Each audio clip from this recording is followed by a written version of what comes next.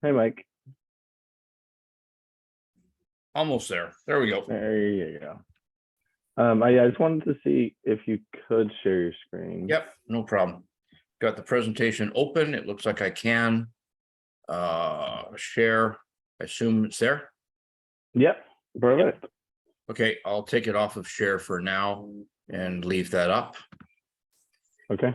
And, yeah, I'll just go use the washroom and stuff. And yeah. How many people did you get registered? About like 240, 250. Okay. So it's not bad. Yeah. Are you going to monitor the chat for questions? I can, yeah. I don't know, like I'm gonna tell them to not like ask any questions during it until you say like, does anybody have any questions? Yeah. But when they pop up, I don't know if you just want to wait till the end as well, or yeah, and the reason for it is that what I learned doing the super clinic is on this particular version of Zoom, if I go to read the chat, I have to reload the presentation. Okay. So if I can keep the presentation going, yeah.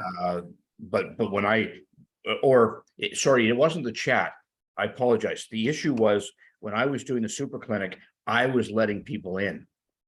Oh yeah, okay, yeah, you won't be doing that. Yeah, so when I was letting people in, then I had to reload the presentation. Right, okay. So it should be okay. But it just that if there's something urgent, you can always interrupt. But if not, yeah, we'll go to questions afterwards. And I'm gonna try and keep it fairly simple. Yeah. Knowing your audience today is just trying to get the basics of changes to them. So yeah. Okay, that sounds great. Okay, back in about a minute and a half. All right, sounds good.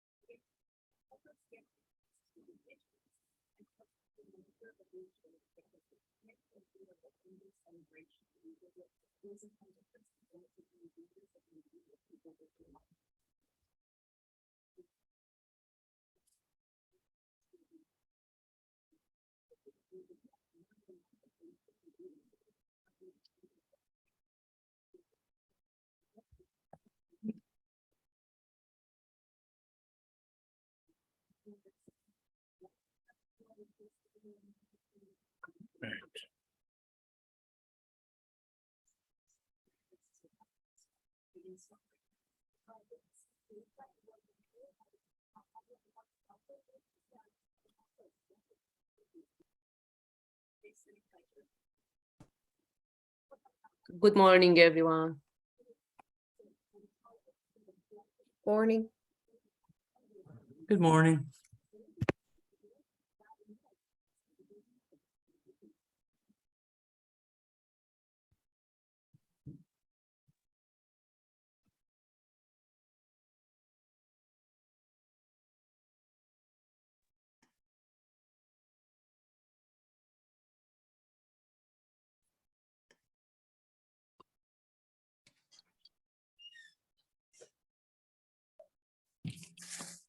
What's that?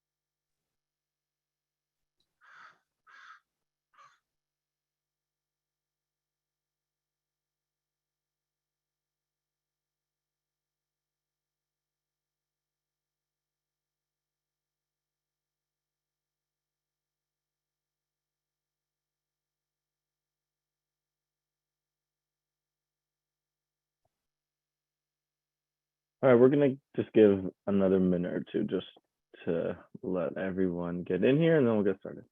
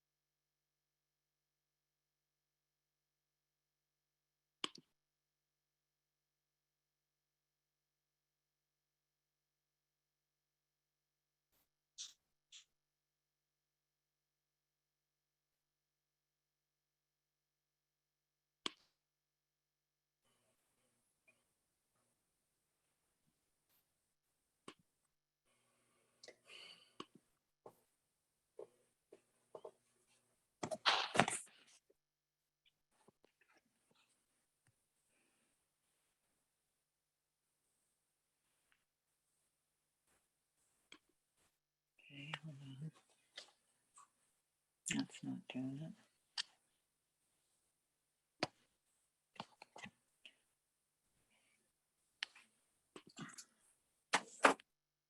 Switch down to speaker.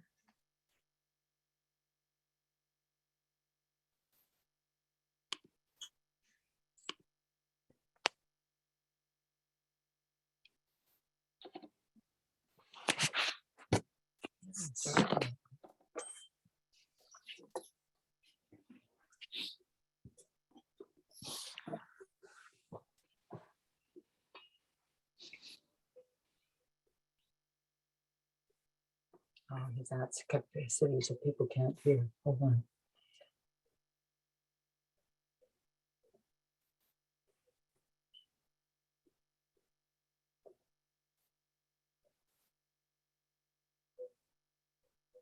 Oh, do you know what it says? He says that somebody just texted him and said that you're at capacity of 100, so nobody else.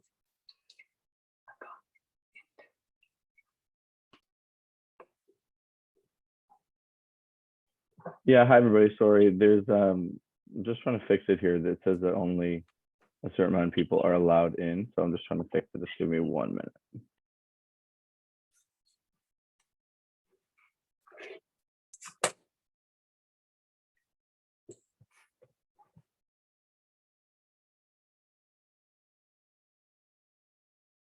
The audio's off again. He said he's trying to fix it. Okay.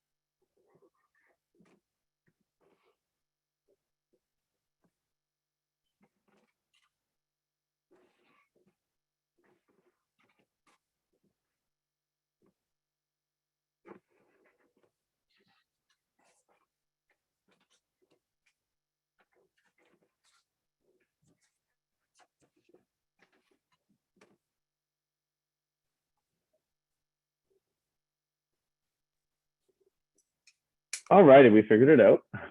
Thank you for being patient with me as I am learning every day about this job and what how it works. But we're gonna get started now because we're a little bit behind.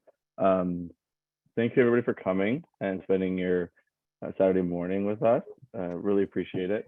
I know how busy everybody is, and taking time out of your day to do this is a lot, and I really do appreciate it, and I know everybody in leadership does.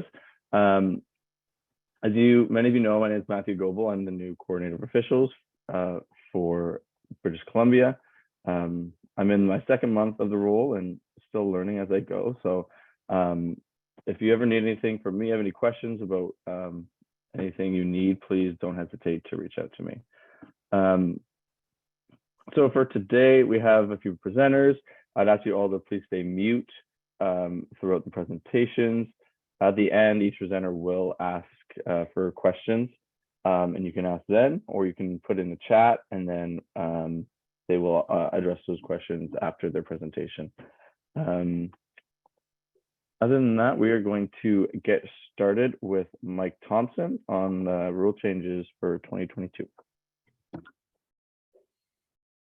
Thanks, Matt. I'll just share my screen here, and hopefully it's come up and you can see the presentation. And I'm just going to go to slideshow.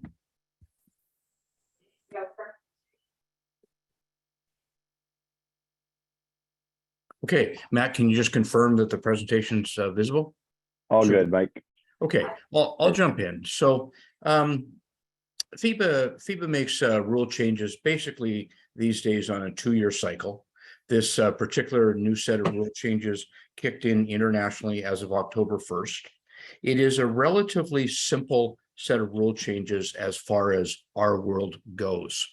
There were some significant changes, but they have absolutely no effect on any basketball played within British Columbia, and realistically, very little basketball played within Canada. So the significant changes appear within Appendix F, which is the instant replay system. And I only mention them so that you're aware of them. And if you get questions, or you're in the rule book or within AUBRI, the official basketball rules interpretations, you've got some sense of what they are. FIBA also introduced within Appendix F a new head coach's challenge. And there's some very interesting situations coming up around the world with the new head coach's challenge. A lot of very interesting learnings. I know nobody on the presentation cares, but I was up early this morning dealing with an issue out of Shanghai last night, and a game in the Chinese Basketball Association involving a head coach's challenge. So some very interesting items. On this particular page, on the right-hand side, we list some minor rule changes. I will go through those very quickly, just so that you're aware of them. The critical ones for us to understand really appear in Articles 4, 9, and 12. The balance are much more administrative. And then we'll focus on the major changes being in Article 8, end of playing time, Articles 34 and 37, the introduction of a new throw-in foul in the last 2 minutes, a modification of unsportsmanlike foul category C4, which is commonly referred to as the open path foul. We don't necessarily use that as official language, because the open path or the breakaway foul is much more akin to the way the rule exists in the NBA. Our rule is marginally different, but we've classically come around to calling it the clear path foul. And then a couple new referee signals and some modifications to some mechanics. I'm going to go fairly quickly. We will leave some time at the end for questions, and I do have some videos that we'll look at as we go. So let's jump into the minor changes. The most significant one occurs within Article 4, which is uniforms. And we need to remember that in my discussion today, I'm talking about FIBA rules. I'm not talking about BC High School modifications. Those will be communicated out of Matt's office in due course before the high school season begins. But for those of you writing the exam, of course, you're writing the exam based on FIBA rules. And we've actually made a change that will simplify our lives. Under the new rules, the term compression sleeves has been replaced with compression garments. And in fact, on Thursday this week, FIBA re-released the rule book with a marginal change in the rules. They've added a couple words in one particular bullet on page 14 of the rule book. It's a very simple change, but as we go forward, compression garments being undershirts, undershorts, leggings, sleeves are now legal and may be worn under the uniform. There is no limit on the length, so the sleeves may be short, they may be long. The undershorts or the leggings may come down to above the knees, below the knees. They may be full length all the way to the ankle. The only requirement is that they be the same color as all the other accessories. So we know by rule, if players are wearing headbands or any other type of accessory, everybody on the team must be wearing the same color accessory. There's no requirement on that, what that color is. Commonly, we see them as black and white, but they can be any color. They could be the same color as the uniform, but you could have a team in a green uniform. All the players could legally choose to wear orange as their accessory color, and as long as everybody matched, it is perfectly fine. So it's a change that is very positive for us, will help us administer the game, make it much easier. Some very minor changes, only so you're aware. The size of the uniform numbers has been modified marginally. This is driven by international marketing, and the distance for advertising between the number and the advertising on the uniform has been adjusted from 5 centimeters to 4. If you go carefully through the OBR, the official basketball rules, and you go carefully through the Aubrey, the official basketball rules interpretations. And please remember, each and every one of you have access to that information in 3 ways. It is available on the FIBA website at FIBA.com. It is available within the FIBA IREF Library Academy. And I would encourage anybody to have the FIBA IREF Library Academy loaded onto their phone. It's a simple app that operates as any other app does. I personally am a PC user and an Android user. The app does work better on a Mac product and can be loaded onto a Mac product and works very well that way. You will notice in Article 15, the term "a player in the act of shooting" is now known simply as a shooter, trying to simplify the description of a shooter. And so if we use the terminology shooter, we are saying that the player is in the act of shooting. A minor change in Article 42 special situations, where 2 words have been added, have been, as shown in the yellow highlighting on the screen. Not important for our presentation today. The focus of this is really Article 4 and the allowance of undershirts, shorts, leggings of any length, as long as they are compression. Compression means tight fitting.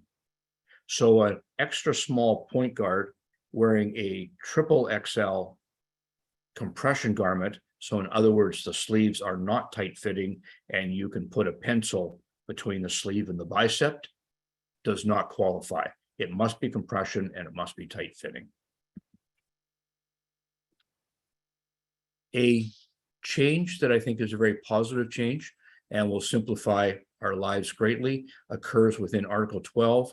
And this is the setting, the establishment of the first possession arrow in the game. The previous rule created some awkward situations. So prior to October 1st, perhaps we had a jump ball and the ball was tapped directly out of bounds. We awarded the ball to Team A. Well, that actually did not set the alternating possession arrow, and we had to wait until the ball was inbounded and we had the first possession of a live ball on the playing court. That was the way the rule was prior to October 1st, and it created some confusion. We have made an adjustment, and it is now simply once the first team has control of a live ball. So in the situation I described, the ball is tapped out of bounds. As soon as the referee provides the ball to the inbounder, the ball is at the disposal of the thrower in, the ball is live.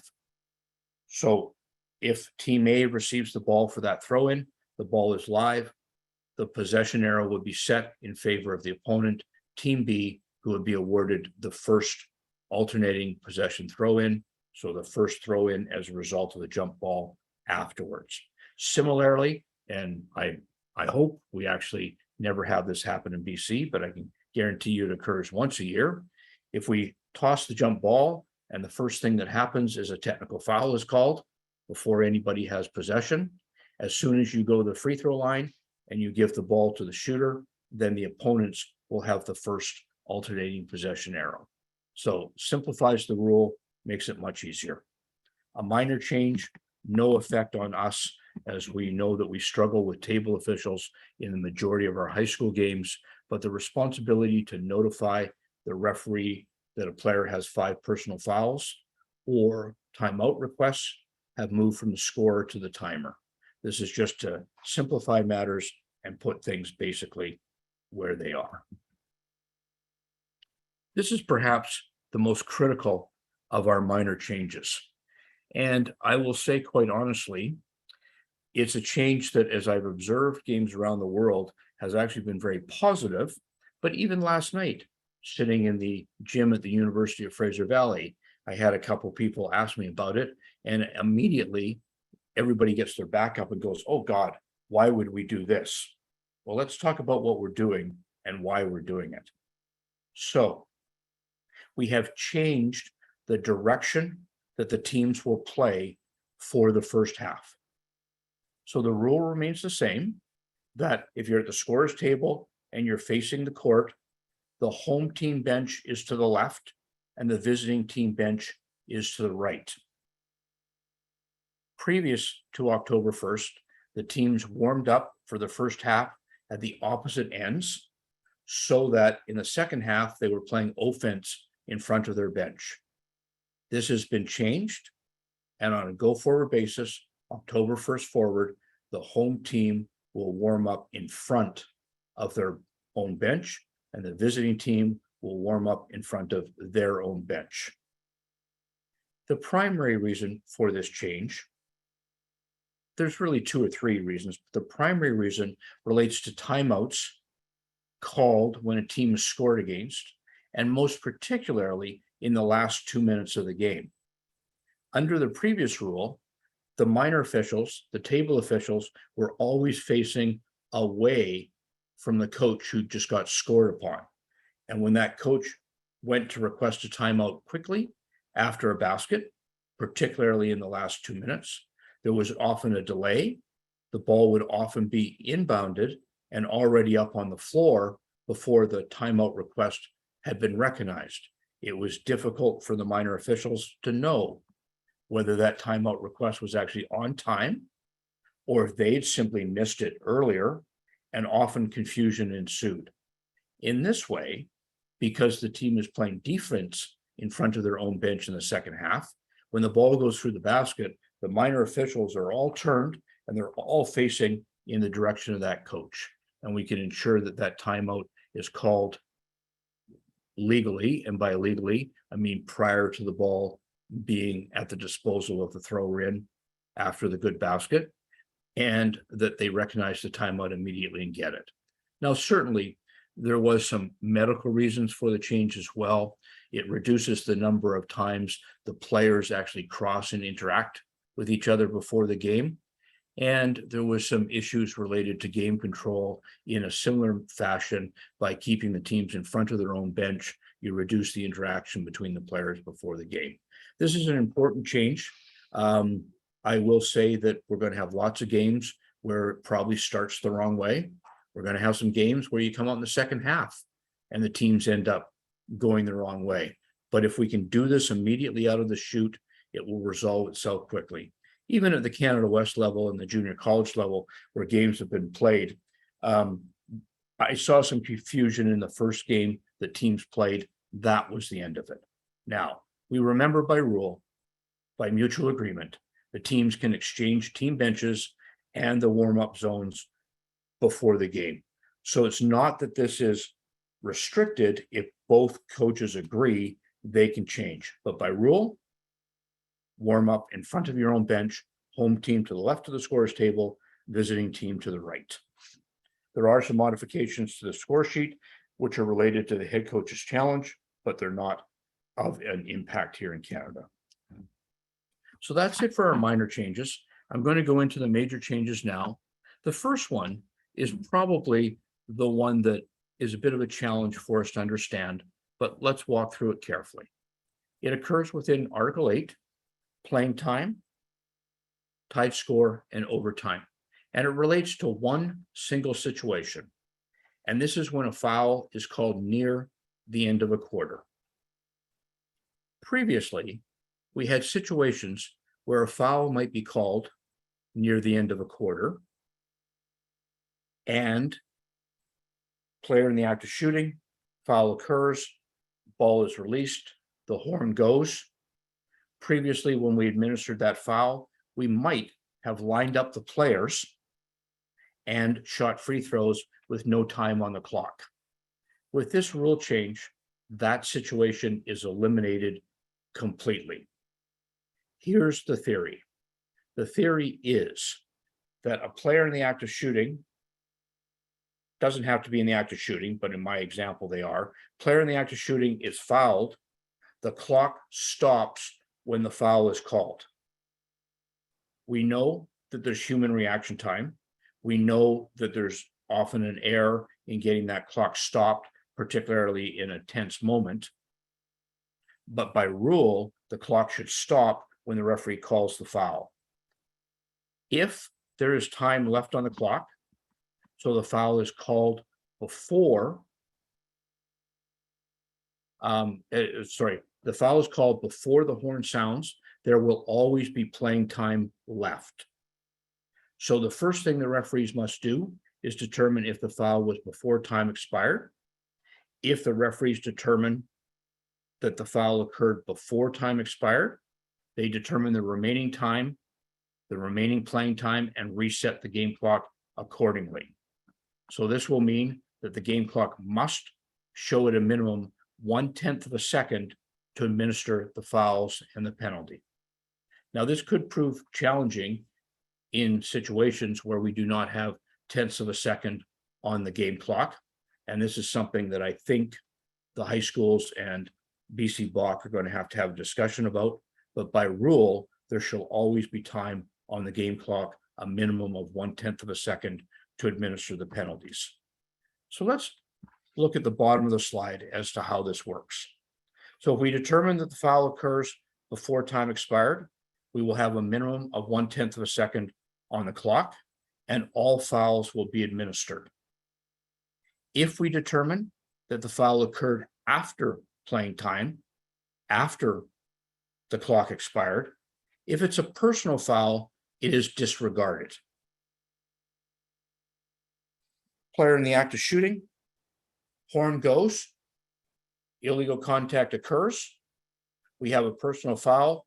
It has occurred after the expiry of playing time. That personal foul is disregarded. However, an unsportsmanlike foul, a technical foul, or a disqualifying foul would be administered as an interval of play foul. So would be administered prior to the start of the next quarter. If you're at the fourth quarter and the foul occurs after the expiry of playing time, regardless of what type of a foul it is, the foul itself is disregarded, not recorded on the score sheet. However, you may have to report the incident or a particular foul, an unsportsmanlike foul, a disqualifying foul, to the body responsible for the game. I'm not going to spend a lot of time on it because this presentation is available to all registered members. It's available within CBOC's game plan now. And so you can go in and access it and have a look at it. But here's a small spreadsheet that further explains this rule. And this rule is important for the exam and something you should be aware of. So again, a foul near the end of a quarter. If there's a foul call and the time expires, we look at the spreadsheet. The referees determine if the foul was in time or not. Oops, Daisy, didn't mean to do that. I think just put my papers down on there. Did it again. I'll move the papers elsewhere.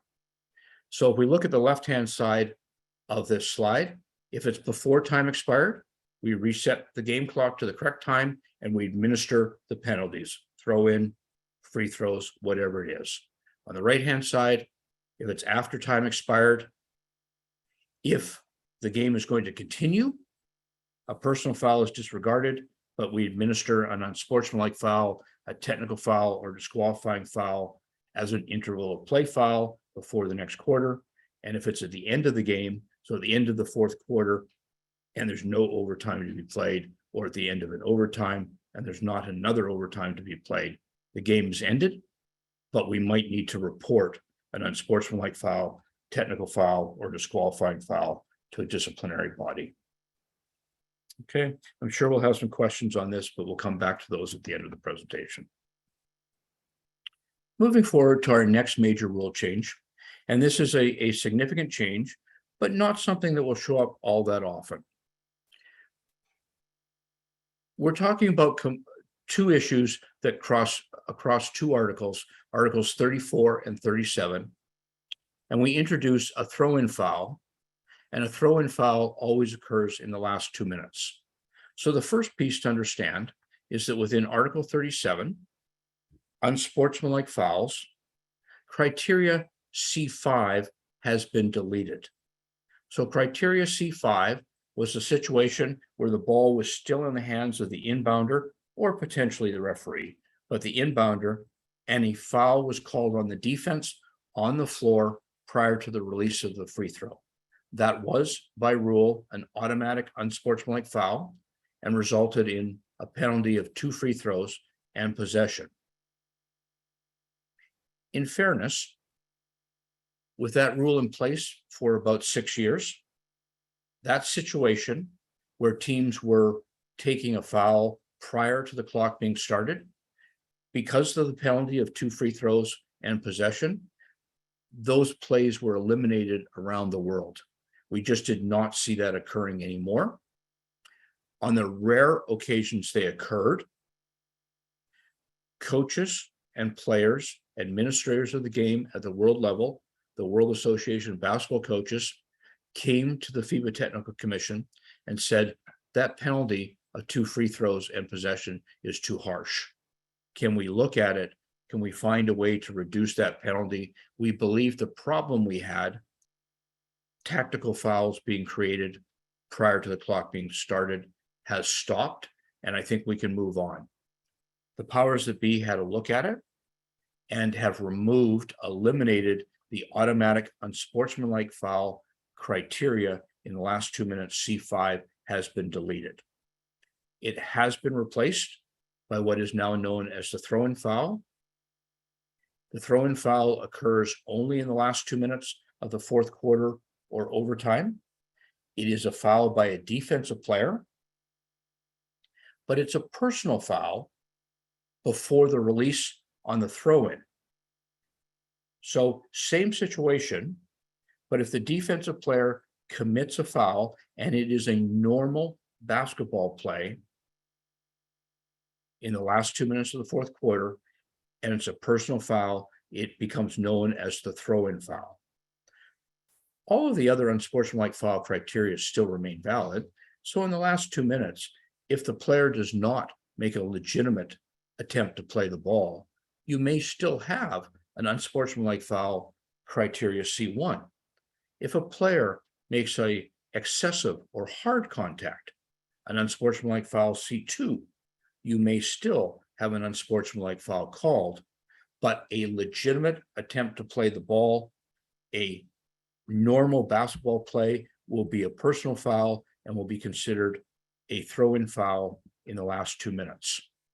The penalty will be 1 free throw by the player who is fouled, and the game is resumed by a throw-in at the place nearest to where the foul occurred. So we're no longer resuming the game as we did previously when this was a C5 at the throw-in line.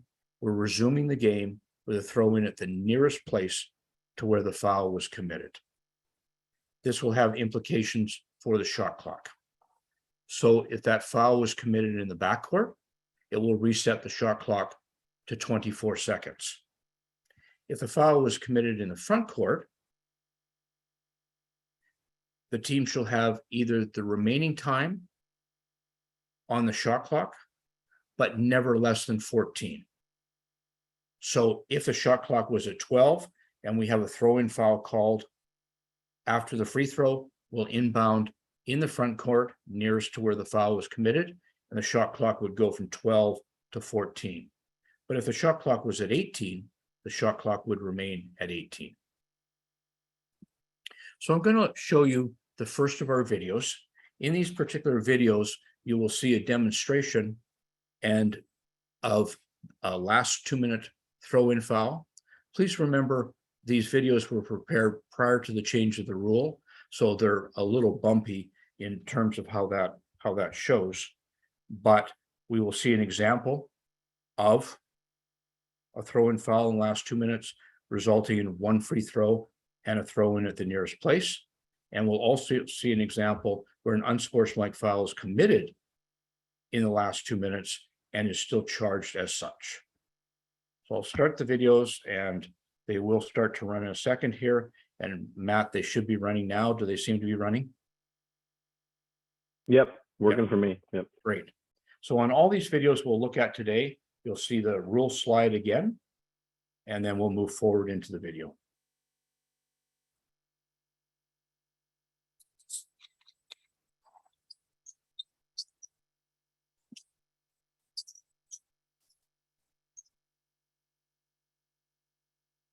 So you can see we're last 2 minutes of first quarter.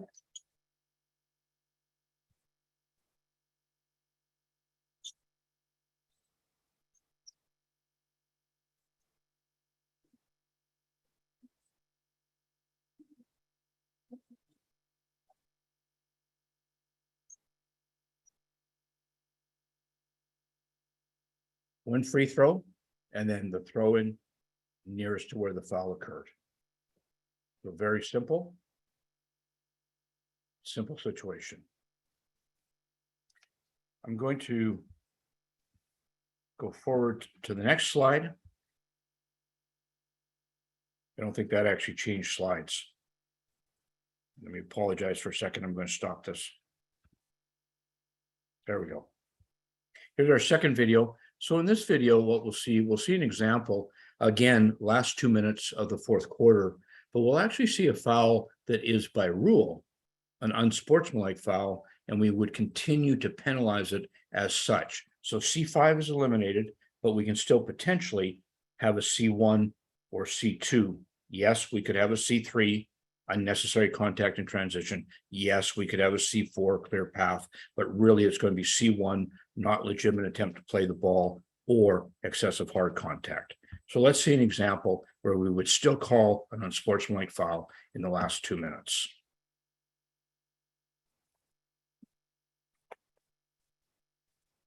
So again, we'll see our rule slides that describe the play. All other unsportsmanlike foul criteria remain still valid.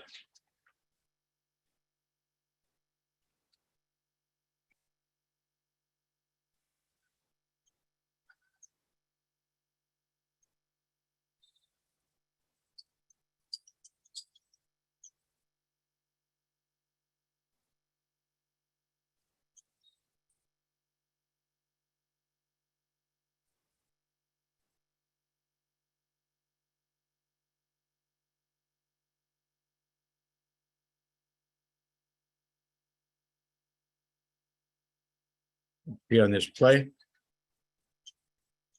we do not have a basketball play. We clearly have a foul that could be either a C1, no legitimate attempt to play the ball, or a C2, hard and excessive contact. We will still penalize it with 2 free throws and possessing the ball at the throwing line.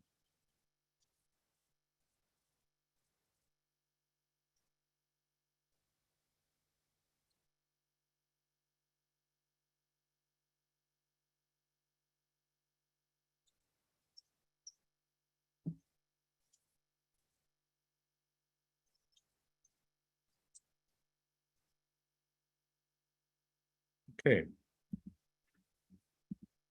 So with that, we can move to our last of our rule changes that have an impact for us prior to looking at some new signals and some mechanics changes.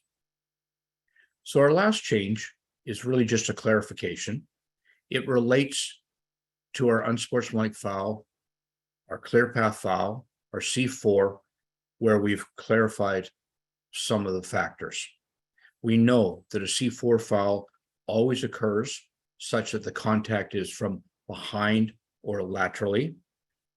We use laterally specifically as opposed to from the side, because laterally helps us describe internationally that it's contact that comes from across the floor in a lateral way towards the player. So foul that occurs from behind or laterally on a player progressing towards the opponent's basket without any other opponent player between that player and the basket. So we have three scenarios that are possible. The progressing player controls the ball. The progressing player attempts to gain control of the ball.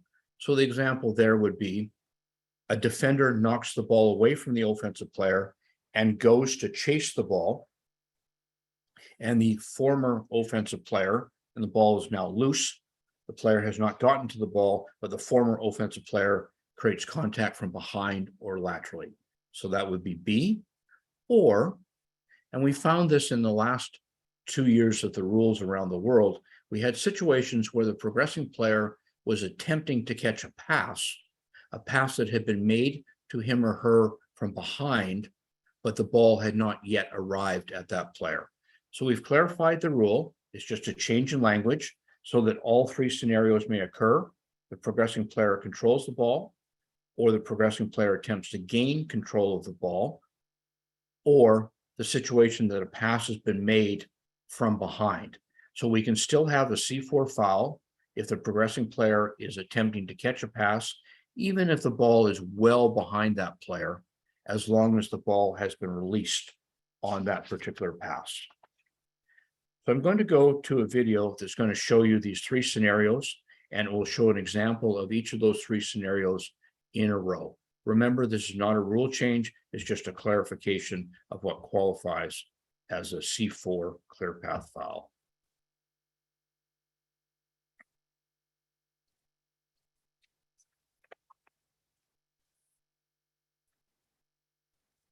So our three scenarios that are possible. Let's have a look at the first one. Here's an example where the player is actually in control of the ball.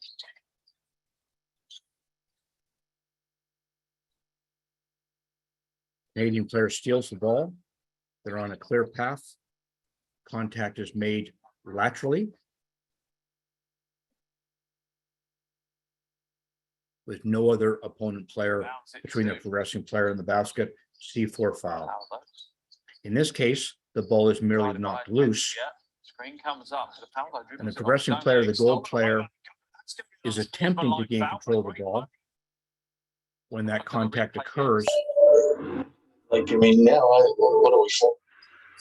Just hooks his arm in. Jimmy, can you turn your, thank you.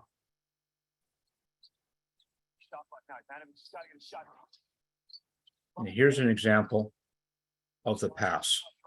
There's our progressing player. And if we look at the replay, we'll see they're attempting to catch a pass from behind when they're illegally contacted right there by the player. This is, by rule, an automatic UF C4.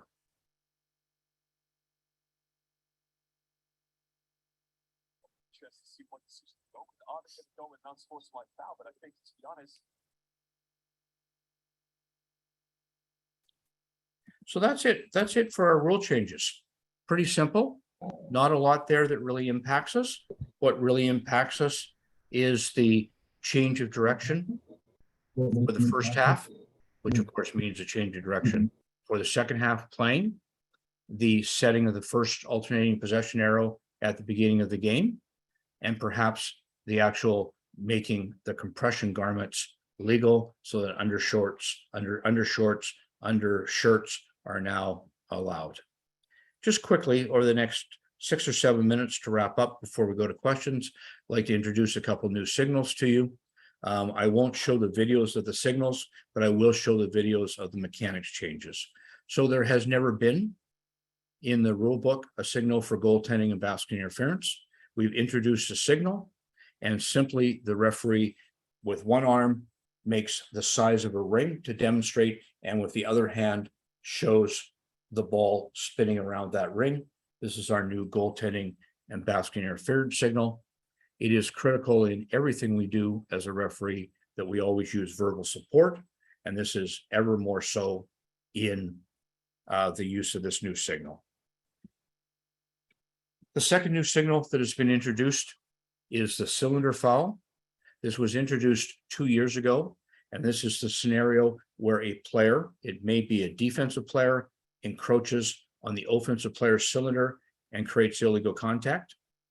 It may be an offensive player that comes out of their cylinder, goes into the defensive player's cylinder and makes illegal contact.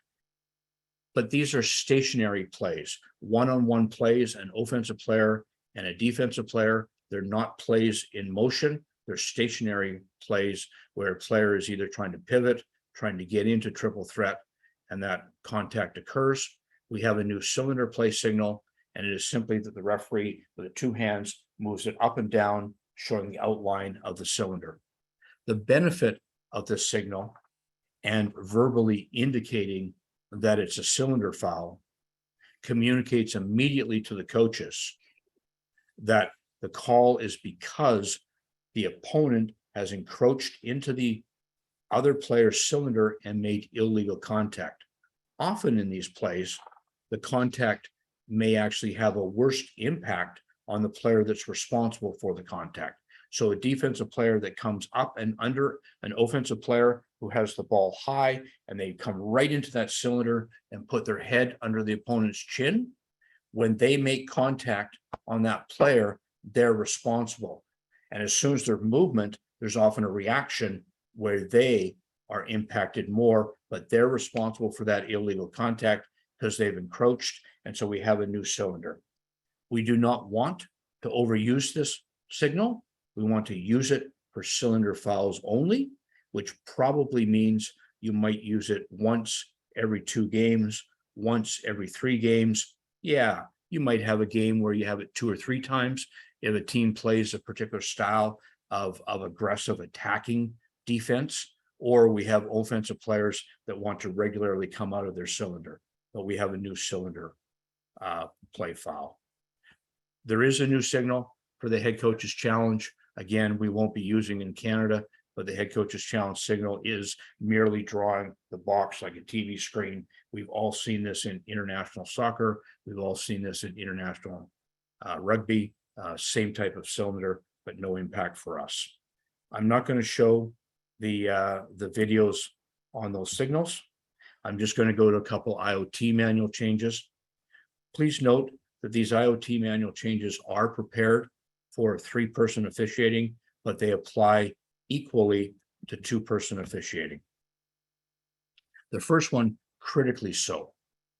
And we've introduced a warning whistle in 4 situations. Now in Canada and in British Columbia, we pretty much have been doing this regularly. We should have been doing it regularly because we were teaching it, but we have 4 warning whistles. The first is prior to the crew chief entering the jump ball for the opening toss. The crew chief will blow their whistle as a warning whistle to indicate they're going to start the game. So scenario 1, crew chief entering the jump circle. Scenario 2, prior to the ball being placed at the disposal of the thrower in at the start of each new quarter or overtime. Scenario 3, prior to the ball being placed at the disposal of the thrower in on a front court end line throw in.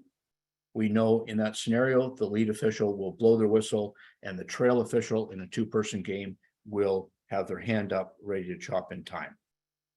And prior to the ball being placed at the disposal of the thrower in to restart the game after a timeout. So 4 situations where we should have a warning whistle.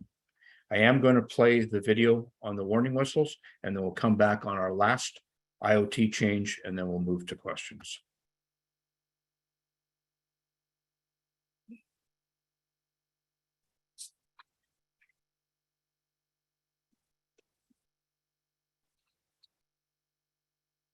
So there's our slide of our 4 scenarios. Film from the under-17 women's tournament in Debrecen, Hungary this year. We'll see the crew chief has a warning whistle at the start of the game. Not a great look on video, but the warning whistle was there.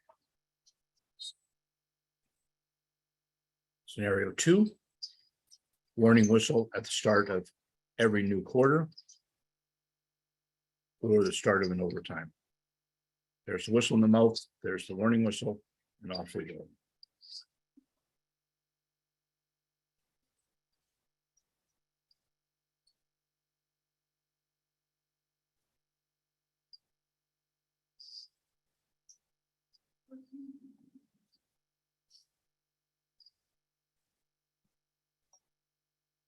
There's our warning whistle, end line throw in, front court end line throw in. Interesting enough, we don't see the trail chopping in the time, but they should have. And we're coming back from a timeout.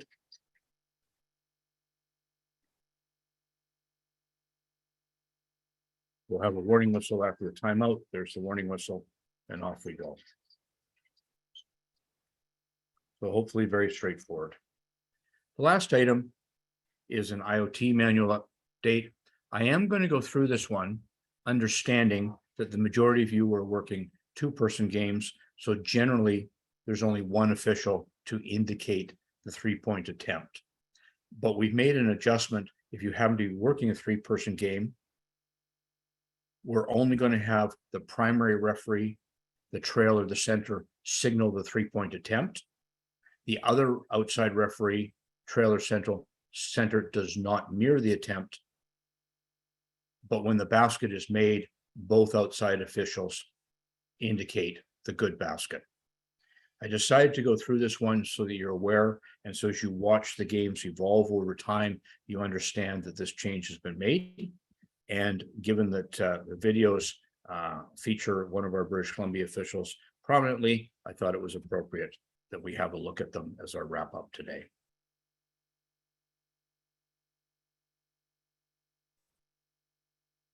So again, only the primary referee, trailer center will signal a 3-point attempt.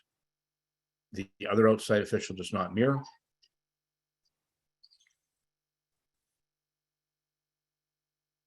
So 3-point attempt are the trails primary.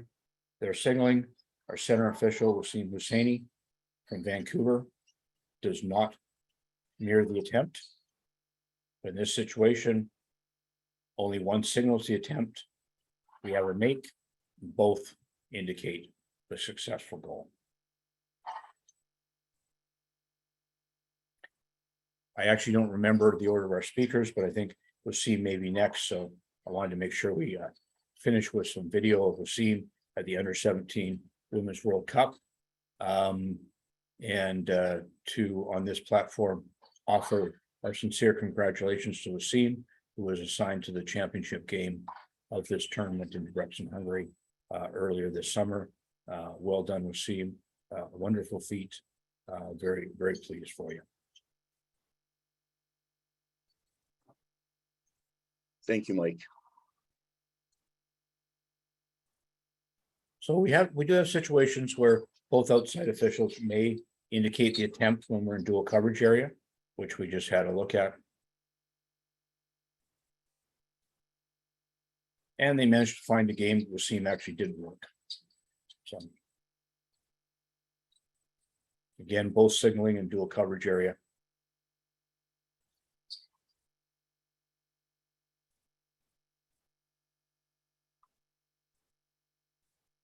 Okay.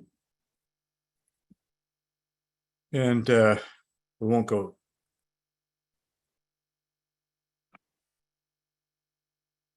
Stop it there. Okay, Matt, I'm going to come off of the share at the moment.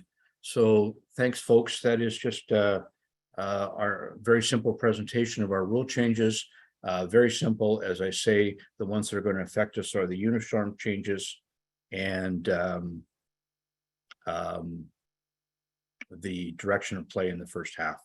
So I'll open up to questions. Matt, I know there's a number of things in the chat. I don't know if these are questions and we want to go back through them. I'll maybe take some direction from you. I'm just kind of flipping out. The first one was from Chris. He just said, if you have a cylinder foul on a offensive player who is in control of the ball, do we still use the offensive foul signal or the cylinder signal? So let's very, very, very good question, because I will tell you that this is something that concerns me greatly. So there is no such thing as the offensive foul signal. We've actually all come to believe that there is, but what there is there's a team control signal. And so on all of those plays, so on an illegal screen, we of course have the illegal screen signal first, and then we indicate team control. On a block charge, we've all come to this habit of merely coming out and screaming offense or just using the fist. But that signal is a team control signal. It is not the charge foul signal. The charge foul signal is this, which should happen when you report at the table. So 14 charge team control.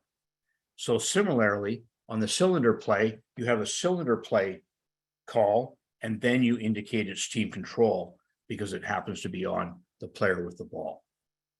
So hopefully that makes sense, but a great question, Chris, and an opportunity to help us think about the fact that we always need that signal. And then Chris asked one more about a warning whistle for timeouts to get them out at 50 seconds. Yes. And I think that is the same, correct? Yeah, absolutely. So nothing changes there. The introduction of that warning whistle was only prior to starting the play. But yes, we should have a whistle at 50 seconds to indicate that the timeout is over and the players need to return to play. Perfect. Last one, Alex just said about high school modifications. We will be talking about that, but it is at 30 and 18 for Alex. And Todd, do you have a question?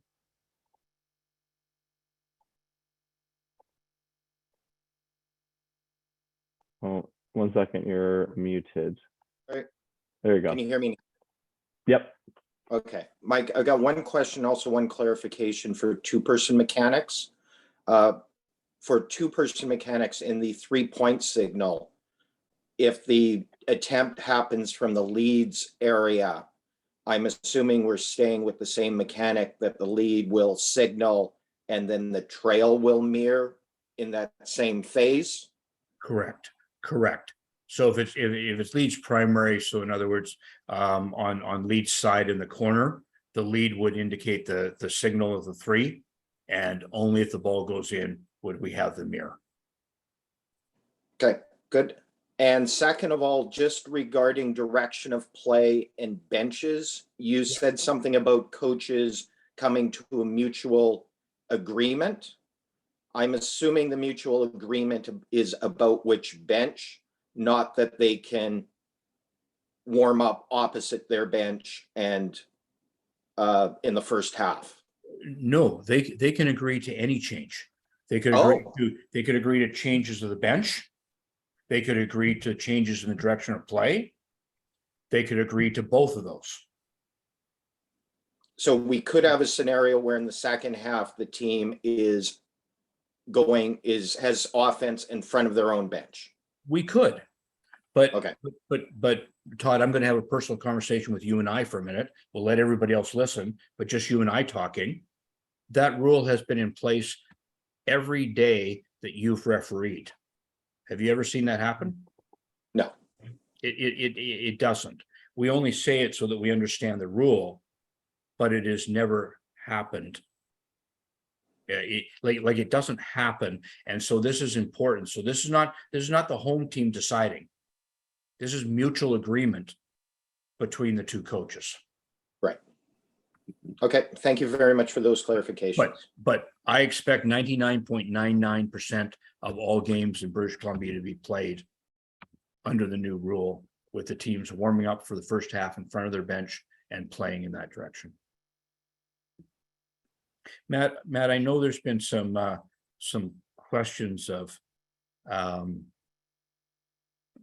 around the last 2-minute foul, but I'm not sure what they are. I kind of watched them flash by on the screen. Yeah, it just said, is it the last 2-minute throw and foul, the personal foul, and there's one shot and then possession, and it's a point of interruption is what it is. Right. Yeah, so it's interesting, Matt. Point of interruption, of course, is really an NC2A term. And what we try and describe is that the possession is at the point nearest to where the foul occurred. Right. Okay. That's better terminology. Okay. Anyway, I think that's it. Unless anybody has anything else, we will move on. So I see a note here, and maybe I should provide this clarification. So when we have the last 2-minute throw-in foul, it does not matter how many team fouls there are in the quarter. It is one free throw and possession. So even if the team is in the team foul penalty, so it's the 5th foul of the quarter, the 7th foul of the quarter, the 11th foul of the quarter, and please, let's never get there, the 23rd foul of the quarter, it does not matter. If it's a last 2-minute throw-in foul, it's one free throw and possession at the point nearest where the foul occurred. The fact that the fact that the team is in the penalty is not material. Great question. Okay. Thank you, Mike, for everything. Really appreciate it. You taking your time out and going over this great presentation with everybody. If there's no other questions, we will move on. Okay, thank you, Matt. Thanks, everyone. And just Thank you, Mike. Reminder that the presentation is available on Game Plan, and anybody can go in and walk through it. Perfect. Thank you, Mike. Thanks. All righty, we are going to be moving on now to our next presenter, Waseem Husainy, who we all saw on the previous clip. He's a FIBA official, Canada West official, Pac West official, and a great friend of mine. And he will be discussing a couple different topics on perception, court presence, and communicating with the crew. So Waseem, if you're ready, take it away. Thanks, Matt. I appreciate it. And thank you, Mike, for the kind words as well. Matt, I'm going to see if I could share my screen. Perfect. I think we're good. Yep. Just check if everybody can view. Yep, I got it. Awesome. Perfect. So we'll, without further ado, we'll get going. I'll try to keep everything on time as well. So for any questions, guys, we'll, just like we did for Mike's presentation, we'll save it till the end. Matt, I'll leave it to you to kind of monitor the questions and proctor that at the end of the presentation. But I think for this topic, Matt and I discussed, and we had a chat about kind of which topic we should do, and Matt suggested court presence and perception. I'll say over the last year and probably the better part of this summer, I had the opportunity to go to Hungary World Championships to referee at the U17 women's, and throughout my experiences internationally, I've learned a few things, or I'll say things I knew, but realized more of a stress, more of an importance on, and I think that's helped me understand the game and help me in terms of the perception of an official and what FIBA really wants. So I wanted to put this together and maybe chat with you guys about it. And a lot of the stuff we will know, but I think it's important to put a little bit more emphasis on it to kind of keep elevating our own games. So to start with, what is court presence? I know initially when this term was introduced, the natural kind of tendency we have to think is to be big, strong, and whatnot, to be, you know, the Greek god or Zeus of a physique, and that's what it was. But it's not. There's a lot more that goes into it. There's a mental component. There's obviously an athletic, physical component, but it's a lot about how you perceive yourself and how others perceive you. And this is what I think is important for us to understand, because all of communication, as we know, 95% is nonverbal. right? So it's only really as if you think about refereeing, and we think about how much time we actually spend talking versus how much time we spend running on the court, movement, our body language, etc. It's really comprised of how we communicate ourselves non-verbally. So I think there's a lot of things we can do to elevate our games and to elevate our presence on the court, because this only helps us even more when we're dealing with players, when we're dealing with coaches, and then just the overall perception of the game and how it's being handled. So one of the things that I'll pass along is, FIBA, what they think of court presence is, it's an I am in charge concept. It's that the referees are in control of the game, and that the game isn't being managed, but rather in control by the referees. The referees decide what's allowable and what's not. So to create this I am in charge concept, now, again, I'll reiterate, right?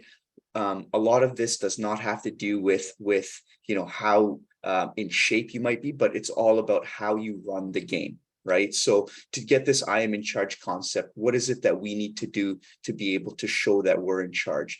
There's, you got to demonstrate confidence. You have to build the trust. There's a level of professionalism, and to be strong, decisive, yet approachable. So when we think about our mannerisms, and when we think about how we communicate certain signals, how we communicate certain things, these are the things that we need to kind of think about and just continue to fine tweak until we take a quick snapshot when we're watching ourselves and say, hey, does this project confidence? Does this project strength? Does this project a level of me being approachable, right? These are all the things that we need to constantly think about. So there's a few things that we can do, and these are in the IoTs, but I think it's good for us to go over, especially before we start the season, so that we could all be on the same page, right? When we make a call, here's kind of the step-by-step procedure and how we want to be able to walk through it, right? So these are things that I would say I got a lot of feedback internationally, and these are some of the things that kept coming up that allowed players and my colleagues, et cetera, to build trust amongst each other and gain credibility, right? So what you want to do is have a strong, short blow. It's almost like you're spitting into the whistle, and it's just one sharp blast. It's not a tweet, it's a sharp blast that will get everybody's attention to look at you. And after you blow your whistle, you don't want to just rush into the signal right away, because you have to understand when you blow your whistle, and before you blow your whistle, all eyes are on the players and usually the ball handler, the shooter, etc. So when you blow your whistle, take into account the reaction time it takes people to divert their attention from the players to you, right? So once you blow your whistle, sharp blast, release the whistle out of your mouth after making the call. And then you want to indicate the relevant signal for the decision, whether it's 2 shots or on the floor, if necessary. And then you always, and this is now non-negotiable, right? You always want to support your decision verbally. And what we say is the color, number, consequence. And if you want a little acronym to remember, CNC, right? So for example, you always want to show the stop clock signal sign. You never want to rush into a mechanic. So stop clock signal, pause, blue 5, 2 shots, right? Or blue 5, end line, right? And this lets everybody know. And when you do it in a way, when you use your voice, what you're really doing is you're stopping or reducing a lot of pushback that you might get from coaches, from players. And what happens is when you use your voice, it shows confidence. It lets everybody know that this referee is sure about the call that they made. So that it eliminates any areas of doubt, even especially on plays where it might be close, 50-50. When you use your voice to support your decision and you follow the strong, sharp blast, you pause, it just creates a believability factor that everybody goes, that's a close call, but this referee seems really sure about it. I believe them. And then after you've done the CNC, color, number, consequence, then you want to start your walk. You don't do it as you're walking and you say everything, because it just sounds rushed and it sounds reactionary. But when you take your time with everything, and believe me, it's going to feel really awkward, but when you finally start to take your time, you'll realize that the game starts responding to you as opposed to you, running around, etc. So you start your walk to the table, and I want to reiterate, it's a brisk walk. It's not a slow chalant. You really want to think about how many steps do I need to take to get to where the play is going to be next, right? So you want to walk to the area where you're going to be to clear the players, and then report, and then you just turn around. Okay, so which is a nice segue into our next topic, right? So what we want to do here is when we're reporting a foul, we want to create a strong perception. So we blew the whistle, all eyes on us, now what? From the time we indicate the verbal support and the time we take to walk, everybody is now watching us. And this is another opportunity for us to gain additional credibility. Imagine if you're at a restaurant and you see servers running around everywhere versus walking very calmly, no matter how busy the atmosphere is. If the servers are running everywhere, think about how you'll feel that things are rushed. You might feel uneasy about things. Well, refereeing is no different, right? You want to walk briskly, you want to walk confidently, but you also, don't want to rush into the next situations, etc. We want to be certain, we want to get things right. So now when we go to the table, we want to create a strong perception amongst the people who are watching. And what we want to do is use authorized FIBA signals, have a rhythm to when we report, and each signal has a start and stop, right? So when we finish each signal, we freeze quickly. And in your head, you almost want to count 1, 2, and then go on to the next signal. Blue 5, 1, 2, hit 1, 2, 2 shots, 1, 2, something like that, but you're doing in your head. And this takes a lot of mirror work because you want to use these sharp, strong signals, and you want to have this presentation that's easily calibrated. Ideally, great to use both hands for direction. So what you want to do is not go cross body when you're saying blue ball. It's you're using the hand that's relevant to show the direction of play versus going cross body.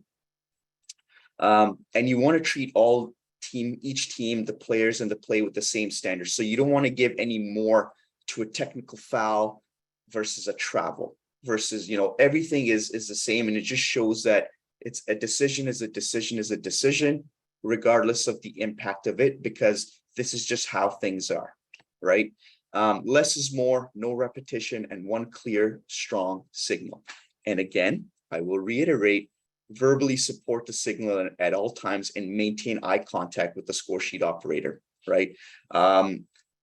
We already in the game itself, if we think about a game, there's 40 minutes, right? How much time how many opportunities do we have when the clock is running to actually speak? Other than dead ball situations, it is very difficult. There's opportunities, and we'll go over that later on. So when the game is stopped and we're reporting, again, it's very, very important to verbally support our decisions every single time. So when we're reporting a foul and we're walking to the table, again, walk sharply to a spot where you have visual contact with the table. Ideally, we don't want to walk through the players, right? We want to walk around. Important to minimize the walking distance. So go to where your next position will be. And this is a part of dead ball officiating. You don't want to walk to the table, right? Report your foul and then realize you have to walk to the other side of the floor. Right now, that's going to delay the next inbound. So what you want to do is just think, well, the inbound is at the end line closest to the bench area, and I know I need to be opposite. So let me go opposite right now. Let me walk opposite right now. And once I've cleared the players, I will stop, both feet side by side on the floor, breathe, take a quick breath, and then start your reporting. Okay. You're going to see a theme here in terms of stop and breathe. And you're going to see it a few different times. And this was one of my big takeaways when I was international, because when you stop and breathe, what it allows you to do is get oxygen to your brain, which then also allows your heart rate to come down and make you a lot calmer, right? It's very important to take a moment before you start any kind of action to just stop and breathe, just like I did before this presentation. Okay. Now, one of the things, so it's important to incorporate ourselves into the game and to be engaged, right? Higher engagement increases the level of focus and emotional awareness of players, coaches, and partners. So when we incorporate ourselves into the game and we're engaged, we get a good sense of which players are going to be emotional. You get a good sense of what's going to happen next and where the temperatures really are. So how you want to increase your crew cohesiveness is communicate substitutions with each other. Think about, how can I get my partners engaged? How can I myself get more engaged with the game rather than just watching the game go by, right? Great opportunities are also discussing penalty situations during dead ball, right? Problematic matchups. It's okay to talk to your partners and say, hey, we need to watch 15 white and blue 13 in the post. that's where our matchup is. And let the players hear, why not, right? Player behaviors and warnings. You could tell a player, hey, I'm uncomfortable with how you're reacting to calls, right? We need to stop this. And let other players hear, because now it makes it obvious. We don't need to whisper. Let everybody know who's in charge of the game, because this is how you're going to let the players know that they're not the ones running the game. We're the ones running the game.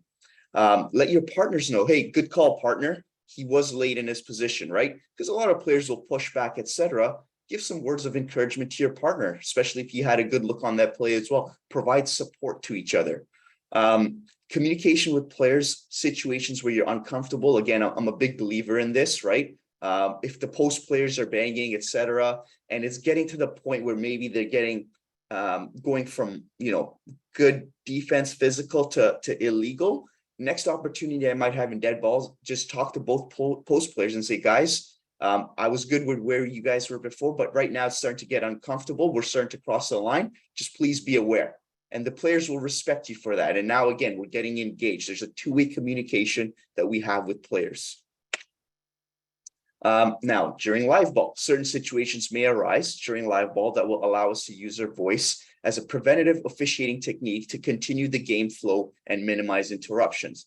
It's important to never remove the whistle from your mouth. Rather, use simple words to get your messages across. Okay, so examples are, I love this word, easy. You know, it's for matchups that are escalating on ball, and even on rebounds when players are starting to do things that again is going into that area of illegal. When we start saying easy, it lets the players know, hey, we're watching them. Regardless of whenever somebody feels like they're crossing line or they're doing something illegal, having that voice of God or voice of reason or voice from outside saying easy, it's like, oh shoot, I got caught. And it'll instantly get them to ease up a little bit, right? And again, whistle stays in your mouth. It's pretty easy to say the word easy.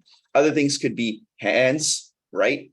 And that's when, you know, players are getting a little bit handsier, clutching and grabbing, and are guiding players, etc. It'll get them to kind of put their hands up, right? I just want to reiterate, like, preventative officiating using our voice is great, but if the behavior isn't corrected right away, very high chance we'll need to use our whistle. But again, our whistle is that resort that now when we do it, players go, well, you know what, he did warn me and I kept doing it, so I guess so. And again, reduces that pushback, right? So again, I'll kind of refer to my note here. When we encourage, while we encourage using our voice during live ball, if it's not being corrected immediately, a whistle is likely necessary, right? So that's a little bit about crew communication, crew perception. I thought I might, you know, go a little bit into crew communication, court presence and perception. I thought I might give you guys a couple things from crew communication as well that will overall help the crew and our perception when fans look at us and how we deal with certain situations, right? So in the game, you know, especially at a high school level where if you think about the psychology of these players, they are a little bit more emotional and they tend to do things that, you know, come from an emotional standpoint rather than a little bit more logic, etc. Right? So situations will come up where we'll need to address players, whether it's a technical foul, unsportsmanlike foul, etc. And these are atypical situations. And you know, what we need to know is, hey, do we know how to communicate with each other to get important information, right? From our partners, from the game, you know, how can we keep our emotions in check and help our crew make the best decisions so that we don't fall into that same emotional trap? Because, you know, sometimes calling a technical foul can be emotional. And when we come together, it feels like things are going really fast. So how do we get to a point where we're calm and these decisions are coming from a place of not reacting? So here's some things that I learned that I think will help. Stop and breathe. Okay. Again, let the oxygen go into your brain before you report, before you do anything. Just take a minute, observe, sit on your heels, stand on your heels, take a minute to stop.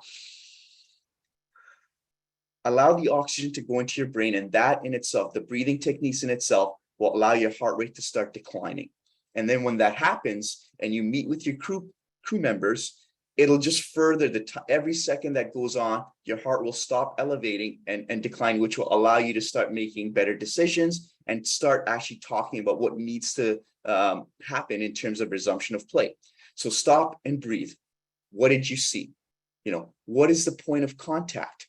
You can discuss resumption of play procedure, clocks, shooters, location of the ball after the penalties are administered, and then report. And then if it's a situation that requires bringing the coaches together, both coaches, then do that after you report.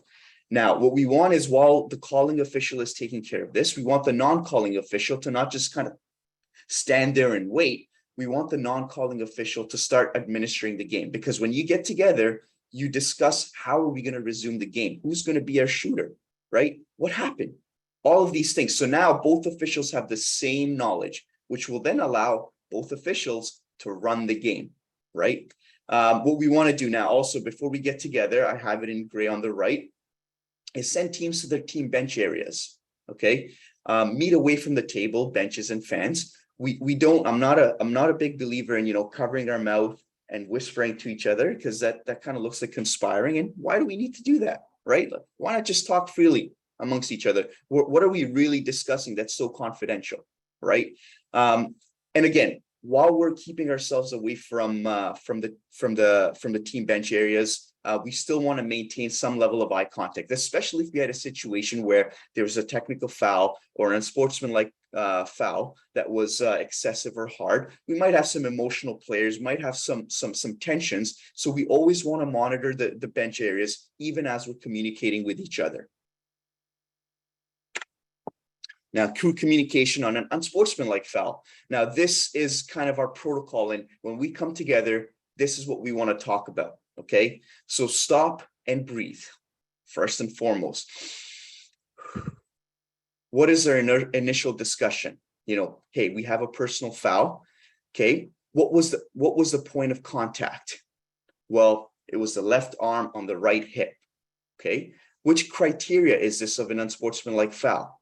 This would be a criteria 3 unsportsmanlike foul in transition. Now, how sure are you on a scale of 1 to 10 that this is what you saw, and how confident are you in this criteria 3 unsportsmanlike foul? I am a 9. So anything that's a 9 or a 10, we upgrade to an unsportsmanlike foul. Anything that's less, we don't. Okay. So when offering input, you always want the non-calling official to be able to, more or less direct the conversation and ask some of these questions to get the right information, right? It's not just what you see, hit on the arm, etc. Like that's very vague, very general, right? So always challenge each other. What is the point of contact? So a couple takeaways here. When you're offering input, it is imperative to offer specific information that is relevant to determine if an upgrade is necessary. Always walk out of the conversation knowing who the shooter is, game and shot clock, time, right? And then the resumption of play procedure. Always talk about the point of contact. So defender, blue 13's left arm on offensive player's right hip. All officials must be in agreements once the huddle is finished. And again, calling official goes over to the table, does what they need to do. The other 1 or 2 officials now start to run the game. Okay, now everybody has the responsibilities. Everybody's doing what they need to do. Okay, a couple things here. So a few other things I learned in terms of protocols, when we're discussing with each other, how we're talking about the game. So we're all on the same page, right? Is at the point of contact, you only want to call an unsportsmanlike foul. When the situation occurs and you're going to upgrade to an unsportsmanlike foul, you always want to call an unsportsmanlike foul if you're a 9 or 10 on the scale, right? Meaning when you do your 0, 1, 2, you only show an unsportsmanlike foul when you say, I am certain this is an unsportsmanlike foul. Because if you do that, it lets your partners know, my partner that called that unsportsmanlike foul is 100% sure. There's no further information I can give them that's going to be helpful for them, because they've seen the whole play and they've made a decision to be an unsportsmanlike foul. Okay. If your partner has a personal foul and we feel like it should be an unsportsmanlike foul, excellent. Now is an opportunity for us to come together and again discuss what we just saw on the last slide, right? And now we can come together and upgrade, right? Based on our criteria, what it's going to be, okay? Shot clock violations, if it's 50-50, we err on the side of it's a violation, right? If it's close, if we're really, really close, it's likely a violation. That's our default answer. Active shooting, if it's 50-50, I'm not saying 51-49. If it's 50-50, we go ahead and we award the free throws, okay? 3-point attempt, Mike talked about it in the last presentation. We only mark if we're 100% sure, okay? You have to be able to see the gap between the player's foot and the 3-point line. And so we only mark if you think, oh, I was close, but I'm going to give it to him. That's not what we do. That's not our protocol. Our protocol is to mark only if we're 100% sure. If you think you're almost sure, etc., see if your partner has information, next dead ball, the next, or if it's a close game, right away, and ask your partner, hey, I'm pretty sure that was a 3, but I don't have definitive knowledge. Did you have a different angle that could help me out? And if you do, great, you can go ahead and correct it at the table. If not, you go with the 2. Okay, so these are some of the protocols that I learned. I just wanted to say thank you, everybody, for the presentation. I think we're coming into that question period. But I wanted to say, you know, refereeing, think about why we referee, right? We have to think about, you know, when we walk into a game, a lot of us may have had difficult days. Something could have happened at work where it was challenging, you know, personal lives, whatever it is. So when you walk into the change room, you walk into a game, you want to think about what version of the game, what version of me does the game need, right? Be bold, have fun, and embrace the challenges, right? Think about your own personality. Think about having the fun that you need to do to be able to go out there and not feel like, oh, it's another thing where I gotta go through the actions and the motions, right? It's an opportunity. When you put on your jersey, it's almost like a mind change, right? Think about it. It's an opportunity for you to really reclaim your day. No matter how bad your day was, this is now the start of something fresh. It should put a smile on your face when you put on the referee shirt and say, you know what? Now I get to be whoever I want to be to enjoy this game and ensure that the game is being controlled. Okay, be whoever you want, have fun, have personality, and respect the FIBA game. So thank you, everybody. Appreciate it. I'll turn it over to you, Matt, for questions. Thank you, Waseem. I don't have much from the chat. Just kind of people asking when they can use that live ball warning. You know, they're saying on screens or for like 3 in the key and such like that. But I think kind of the general consensus is if you can use a quick one word answer to help clean up the game and be preventative, do it, right? That's right. We don't want to take the whistle out of our mouth. You know, if it's something where we feel like we have to give an explanation, that's not exactly the right way. At that point, a whistle is likely necessary. It's just simple, quick words like easy, hands. Easies can be applied to 90% of situations. So if you think you need to do more than that, we likely need a whistle. Yeah, absolutely. And I think Brian just asked if we could post that slideshow so people could have availability of that. I think that's fine, right? Don't see why not. Yeah, I could send it to you to we can get it. And this all will be recorded as well. So you can go back and watch this recording and see the presentation too. So perfect. If nobody has any other questions, thank you, Waseem, very much for that. That was phenomenal. Appreciate you giving your time to us. And yeah, just thank you. Appreciate it. Thanks, guys. Alrighty, our next presenter is Jonathan McFarland. He is the educator for CBOC. He is the Pac West coordinator and a fellow official. And we are very lucky to have him with us this morning. So John, if you are ready, you can take it away. Am I on screen now, Matt? You are. Yep, we can see your slideshow here. Excellent. Let me just get out of this for a second. So,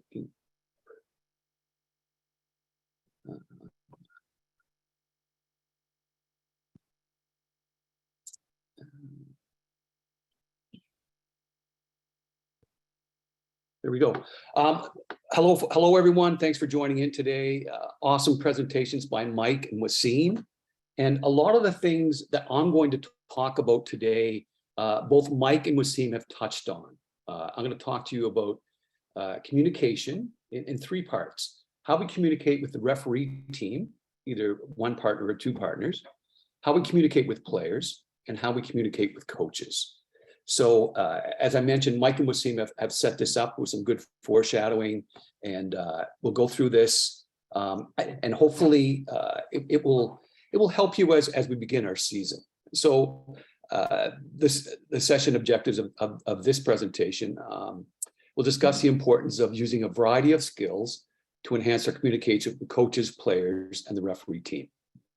We'll examine the essential communication skills that referees must have so that they're successful at all levels of officiating. We heard Waseem talk about what he's learned at the international level, but all of those skills are transferable to every level that we have in BC right now.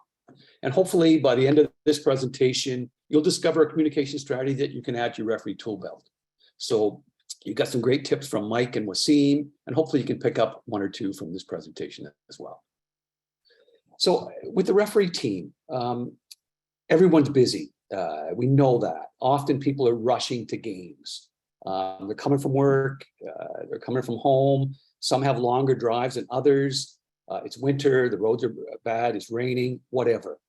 Try to communicate with your partner prior to the game. Send them a text the day before, send them an email, just say, hey, looking forward to the game. It's 5 o'clock at Western Canada. That way you make sure that you've touched base and you're going to the same place. If you're going to be late, text your partner, right? If you're on the way, just tell them on the way, traffic, whatever. So it's really a nice touch if you let your partner know that you're looking forward to working with them. Again, people are coming from work. Take some time at the game site to get mentally prepared for the game. So you talk to different referees. Some say they go into referee mode when they get into their car on the way to the game. Some say they go into referee mode when they get out of their car at the gym site. Whatever works for you. So try to clear your mind so that you're ready to go during the game. I know sometimes we don't have a long time to do an extensive pre-game. Take a minute or so to check in with your partner, see how they're doing, and then get into your pre-game. So spend as much time as you can on a pre-game conference because this will set us up for a successful game. Really, really key. It doesn't matter if you work with someone 42 times in one season, take that time to go over a pregame. When we talk about communication, we want to make sure you review these things. The court coverage and primary areas of coverage. So make sure we talk a little bit about that. Contact criteria. We want consistency, so spend some time talking about that. How we handle a double whistle, right? In 2-person or 3-person, we're bound to have double whistles.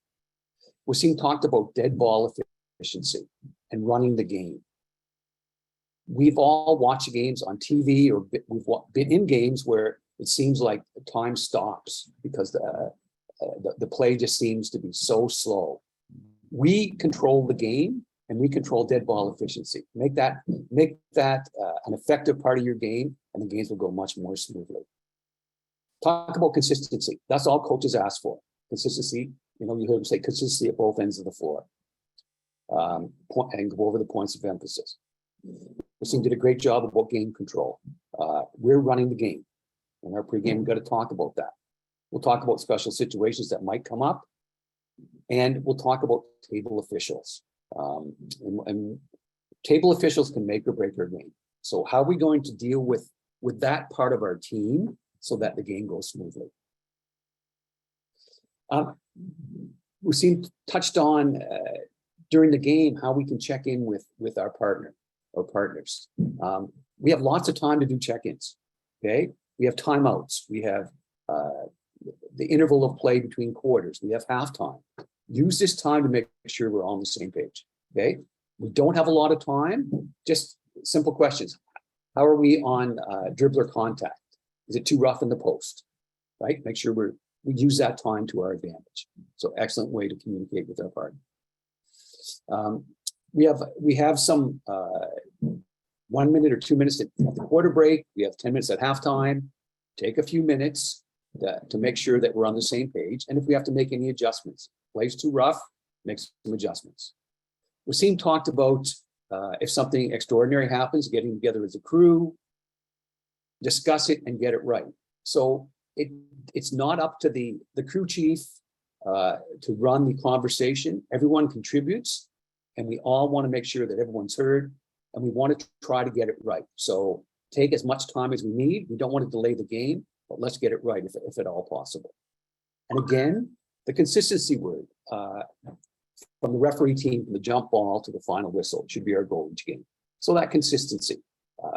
It's hard. It's hard sometimes because we work with so many different partners. But if we use contact criteria and the FIBA IoTs, we have a good chance to be successful on this goal. Here's something that can make or break our game, our table officials. And we know at the high school level, sometimes they've never done the score clock, the score sheet, or the 24-second clock, okay?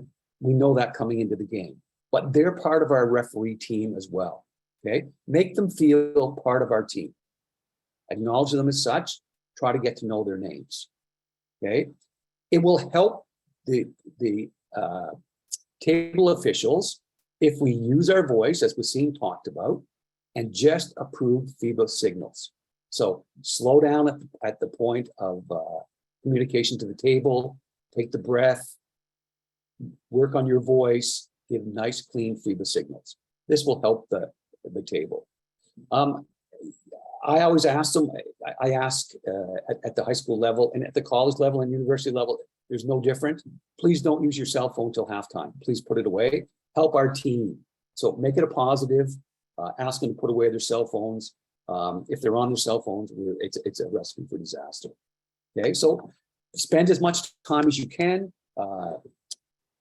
making them feel comfortable, answering any questions that you might have, that they might have for you. We're always going to support them during the game. If players or coaches are being disrespectful of the score table, handle that immediately. That is something that we can't allow to happen, or it'll be a circus. After the game, thank them for the work. Let them know how much you appreciate them. Again, sometimes they're learning on the fly, and it would be a real tough, if you put yourself in their situation, you haven't done this job before, it would be tough. So thank them for being part of your team. And hopefully they'll come back the next day and next game and have learned something so that it'll be a little smoother for you. How do we communicate with players? It's something we have to do all game.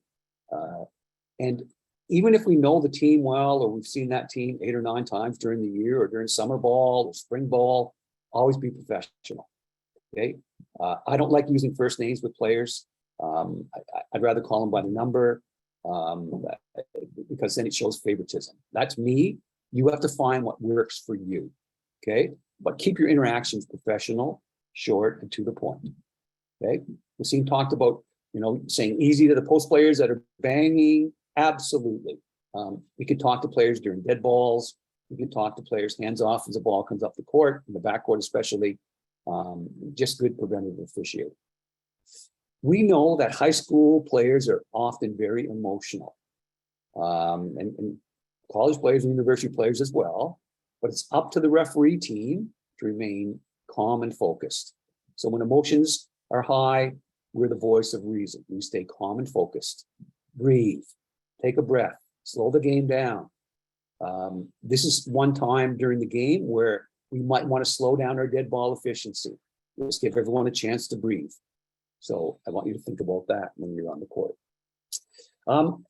Again, it's sometimes helpful to see situations through the eyes of a player. If you think about the player on the court, sometimes that can help us be better communicators with them. And just for me personally, if a conversation gets out of control with the player, I just say it's time to cut it off. We can't delay the game.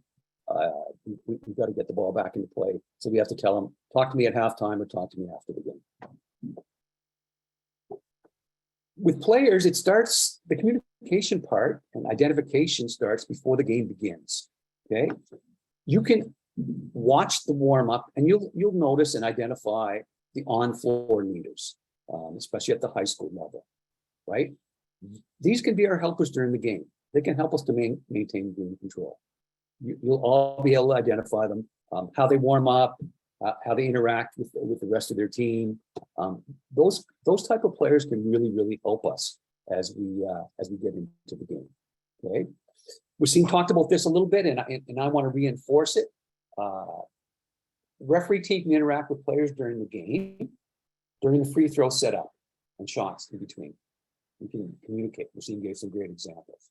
During dead ball situations, again, rough post play is getting rough. Fellas, we don't want to have to call a foul on this, so make sure it's legal.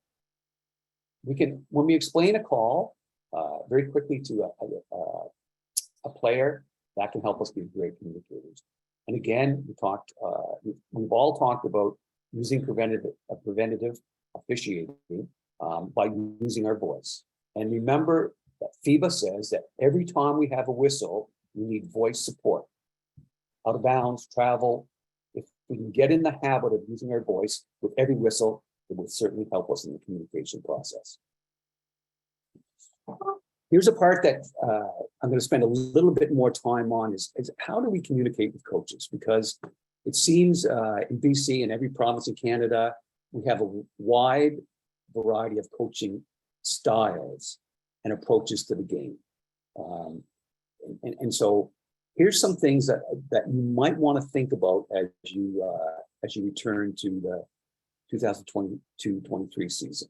Okay, coaches observe us as we warm up for the game, interact with their crew.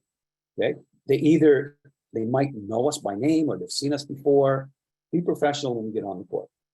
Okay, when we go across to greet the coaches, do it with confidence. Use a firm handshake, looking directly in the eye. Keep it short. Professional greeting should always be used. I don't use first name. I call everyone coach. That way, I don't have to remember names, and everyone's coach to me. So head coach, assistant coach, doesn't matter. I just call them coach. And that gives them that professional title, and it's easy to do. We want to be consistent with both benches. If we've reffed the team 8 or 9 times and the coach wants to talk to us about something, we can't spend extra time with one bench. So you have to cut that off, be professional. We have things to do prior to the game, the jump ball being tossed up. So be consistent with both benches and don't favor one bench over the other, even if we know the coach, if we've gone to university with the coach or high school or anything like that. The most successful referees have superior communication skills, and they use them all game. Okay, they use them all game. Karen Lassou, great FIBA career, great career at the Canada West level throughout Canada. She refs at the NCAA level. She's an excellent communicator, and she knows when to insert herself into the game. But if you watch Karen work, every time she blows the whistle, she has voice support, and that's something she does extremely well. We talked about controlling the game, and if we're effective communicators with minor table officials, partners, players, and especially coaches, it will really help us. So your voice is your #1 tool.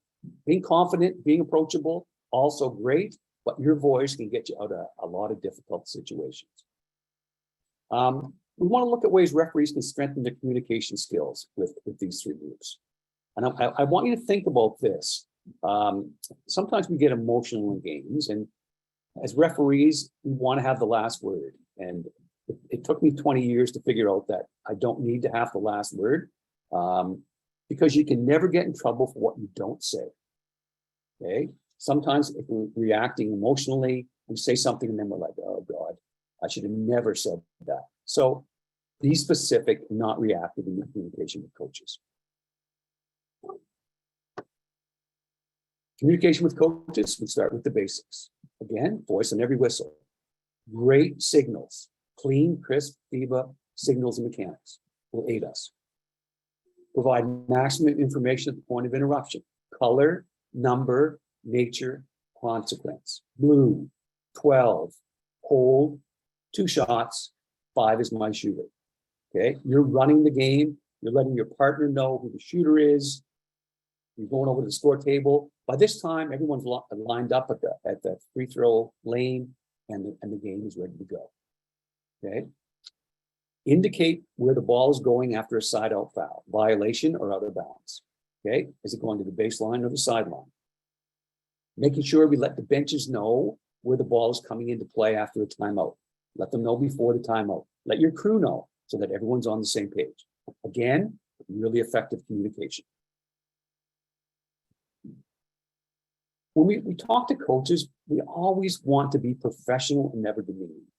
Okay, always. As much as we'd like to tell them to go jump in the lake, we can't do it. We want to be calm and deliberate, even when tensions in the game rise. So we're the voice of reason. We're going to run the game. We're not going to get involved in the emotional aspect of the game. FIBA has really stressed this, and we're getting better at it, but we all got to jump on this train. We're using basketball language. Okay, let's get away from he pushed them to say illegally contacted a shooter. Okay, really difficult for the coach to argue when you say that to a coach. Did not allow a shooter to land.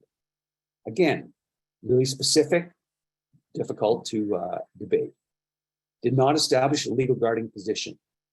Really good basketball terminology, and will help us during the game. So find the phrases that you want to use during the game. If you have 3 or 4 phrases, such as these, it will definitely help you. And really importantly, sometimes coaches get upset with their team and they're venting. We don't have to respond to them. Just acknowledge that you've heard them, right? We don't have to go into why the fouls are 6-1 because their team made 6 bonehead fouls. Just, yeah, I hear you, coach. That's all. And down you go, down the floor you go. So just acknowledge the coach. What do coaches want from referees? They like to see that we enjoy being on the court. Okay. Sometimes games are difficult to referee, and they're very, a lot of hand checks, a lot of rebounding fouls. The game seems to take 2 hours. 47 fouls, 50 fouls. We've all had those games, and we're all going to have those games this season. So enjoy the game, even though inside you're thinking, good God, I just want to get off the court. So enjoy working with your partner. Find something you're working on during the game to work on during the game. In those tough games, it'll help you through it. Coaches like referees that are approachable. They want to be able to talk to you. Okay, we're not saying that referees are able to demand and take all your time, but if they have a simple question and we can answer it, great. We want to be able to establish a bit of rapport with the coach. And as we're all different human beings, we all have different ways to communicate and establish that rapport. So whatever works for you, and if you're going to watch other referees work, see what works for them and see if you can take a few things that you like on the court and try to incorporate that into your game. Leave your ego in the change room. That's what refs want. Okay, we're not perfect.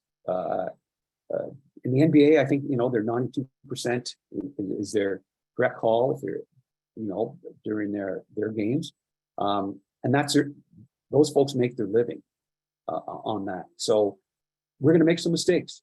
If we make a mistake, once in a while we can admit that to coach. Right? Yeah, coach. I was on the move. I wasn't stationary. I only saw part of that play. I'll try to get in better position for the rest of the game. Okay. We can't say that every call, but coaches want us to be human as well. So we could admit once in a while that we made a mistake, but we didn't have a great look at that call. Right? Coaches appreciate that we're human. We got to know when, and coaches do appreciate this. Often they don't during the game. When they've crossed the line, it's just the foul if we have to administer a technical foul. And I want you to think about this. 2 or 3 times a game, we wave off a good basket, a good 3-point attempt because the players shuffled their feet, getting ready to shoot the shot. And we wave it off. And we take 3 points away from that team. And no one says anything. And then we call a tactical foul on a coach. And we're all so concerned about that. It's an opportunity for 1 point And I want you to think about that. 1 point, and they usually miss the free throw. Okay, so when coaches cross that line, please be consistent in penalizing. I'm not saying we're looking to set a record with technical fouls, but if we're consistent with coach behavior when they cross the line, it'll be easy for all of us to be more effective referees. Both Mike and Waseem talked a little bit about this. Active, effective listening is a great part of communication. Okay, so what does a good listener do? We try to understand what the coach is saying to us. Sometimes they don't make a lot of sense, right? Sometimes they're venting. Just listen. Sometimes coach will say, John, there's a movie screen out there. There are movie screens everywhere. And I'll say, what number, coach? And they can't give me a number, right? So let's be specific with them. Let's see if we can help them out. Sometimes it's a nod, I'll watch for it. Sometimes they're right. If Deb Huban got up at UBC bench and asked for something, we probably missed it because she only got up once every 3 games. So let's treat them as a valued customer when they think they have a problem, right?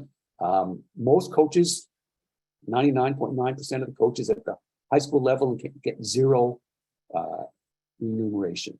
Most of them are in it for the right reasons, to give kids a chance to play. Let's treat them as a valued customer, please. Body language, it's so important. Coaches and players pick up on this so well, okay? If we're interested in the game, we'll show it on the court. Let's be interested in the game. It doesn't matter if it's grade 5 basketball. To those kids, it's the most important game of the week, of the month. Let's give them the time and care that they deserve. Okay, so consistency, fairness, communication, and caring about the game are all the qualities coaches want to see in an official. Again, help us in communication. This is an interesting quote from Monty McCutcheon, who's head of NBA officiating. They want officials to be authentic. Okay, so they don't give canned answers. They don't have 5 or 6 lines that they use every game. They want officials to be human. Okay, we want our officials in BC to care about the game and be human. And this just shows that at the NBA, at the highest level of basketball in the world, they want the referees to be human, and we want that in British Columbia as well. So again, we're not going to be perfect, but we're striving to get better each game. And that communication piece can certainly help us in the game. Again, consistency and communication are huge. And June Courteau, 43 years, NCAA, okay, which is amazing. Sometimes we can say to a coach, "What are you seeing? What is bothering you? What's good? What have I done? What have I missed?" Okay, we're giving the coach a little bit of power indirectly, because we're gonna make the calls all game, but we're saying to them, "Yeah, okay, I value your opinion, okay, and I'm open to hear what you have to say." So again, coaches need to vent sometimes, and sometimes they do it to protect their players or build up their players, and we can be a good listener without a response, right? Sometimes it's a nod of the head. "Thanks, coach. Got it, coach." That's all that's required. So really, really important. So I'm giving you lots of things to think about as we get ready for this season. And some will work with some people. Some it's going to take some time to develop. It doesn't. Being a great communicator doesn't happen overnight. So you've got to work at it. Here's a few phrases that can help enhance communication with coaches. Okay, how can I help? Will do. I hear you. We'll talk about that as a crew. Got it. I like this one. I say it all the time. I want to see that one on tape. But all of these, we'll acknowledge that to the coaches that we've heard them. We're not giving anything away by saying anything here. We're not saying my partner was right or wrong. We're just saying to coach, we're acknowledging coaches. and that's what they want. So if you talk to coaches at the NBA level, at the FIBA level, they just want to be acknowledged. So let's try to do that. Not during live ball. We're not talking to coaches during live ball. During live ball, we can give them a nod, but we're not going to stop the game and give them a information session. So wrap it up. To be a successful referee, you have to be an excellent communicator. And if there's something you want to work on this year, I would say communication would be at the top of the list. So the better communicator we are, the more our games will go smoothly and the more fun you'll have on the court. Okay. Try to work on communicating evenly and consistently throughout the game. Right? We're running the game, we're calm, we're in charge, we're consistent, we're having fun. Things are going well. In the pregame, make sure you talk about communication and use the check-ins during the game, right? It's just something, hey, we're on the same page, or that was a great call, partner, great call, right? Especially when someone's made a really tough block charge call. I'm like, wow, that was tough. Great call, partner. I want the coaches to hear that we're on the same page and I'm supporting my partner. And most importantly, have fun on the court. It's hopefully we're going to have a full season without a whole bunch of interruptions this year, and everything's going to go off smoothly. But have fun on the court. Share what you've learned with less experienced officials. Everything I've learned, I've got from other officials, and you know, I call it the smorgasbord effect. I see someone working a game, and I go, oh, I like how they did that. I'm going to try that. I'm going to put that on my tool belt, my referee tool belt. So watch other referees work. You know, watch in your town or city. Watch other people work. Give them some feedback, some good constructive feedback. Support them, and let's have a wonderful season. That's it for me. But I want to give a little ad here before we finish up. So Matt's going to talk a bit about some more details. The details for this will come out in an email, but I just want to give you a heads up. UCBOC will be offering 2 NLCP courses, an NLCP 1 and an NLCP 2 course, both in November. To take the course, you must be available both nights. So NLCP 1 is November 7th, Monday, November 7th, and Wednesday, November 9th, 6:45 to 9 p.m. Clinicians are Jaime, Clegg, and myself. And then the NLCP 2 course is November 14th and November 16th, same times and same clinicians. The cost for each course is $50. Registration is done on game plan. Matt Goble will send out some information to you about that. This is the first part of the NLCP course. There's an on-floor session, which we're going to arrange because we have to catch up a number of people in BC that we could not do during the pandemic. And then there's an evaluation portion as well, and a small portfolio that has to be submitted for both courses. But we'll go over that when people register for the course. But I just wanted to share, Matt wanted me to share that with you today. And I'll stop talking. If there's any questions, I will take some questions.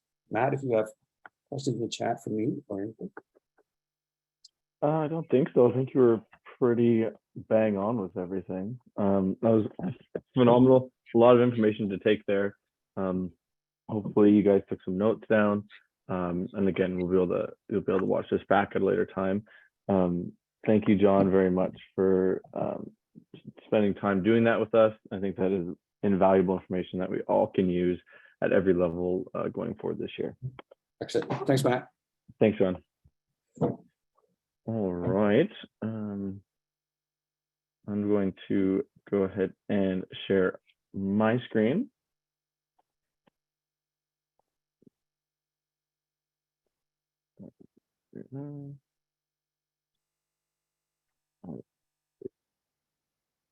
If anybody can't see it, let me know.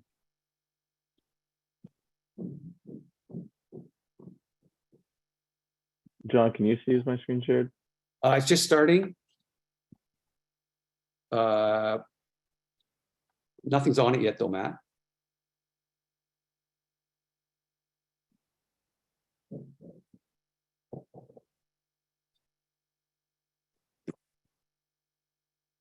Sorry, I glitched out.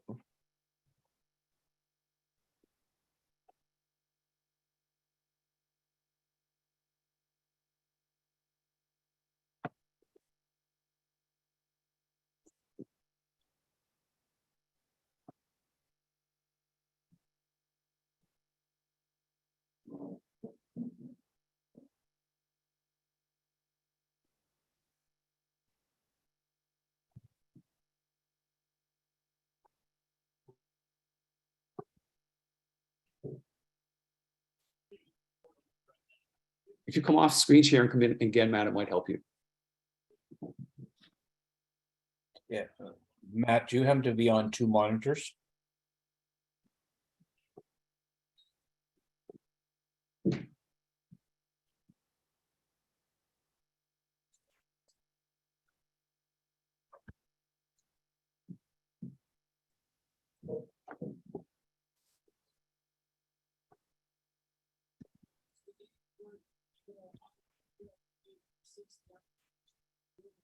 Alrighty, so that did not work. Let me try this again.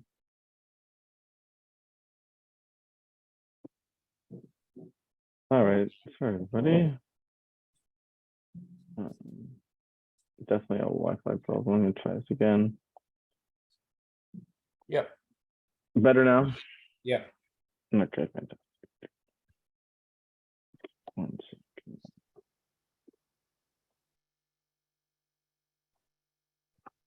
All righty. All right, so I'm just gonna go over a few things here quickly. So the first thing is the new CBOC uniforms. I'm not sure if anybody's heard about them, but CBOC has come with a universal uniform for the entire country, from Canada West U Sport level down to high school local level. They use them at this past summer at the U17, U15, and U17s. But for everyone here, we will not be requiring this jersey for this upcoming season. It's just too rushed to get 600-700 jerseys out to everybody, and all the other provinces are following suit. So for this season, it will only be required at national championships. So at U15 and 17 summer nationals, college nationals, and U Sport. So like at our high school provincials, it will still remain the stripes for this year.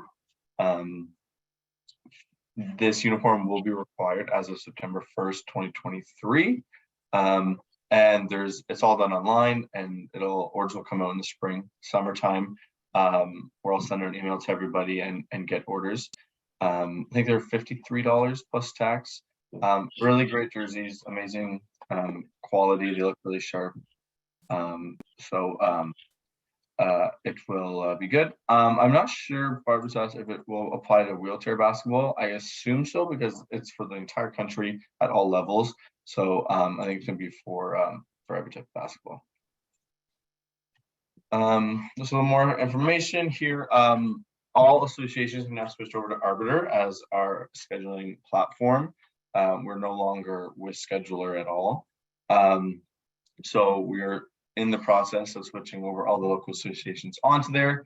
So over the next few weeks, if you're not already on Arbiter, you will be getting invites.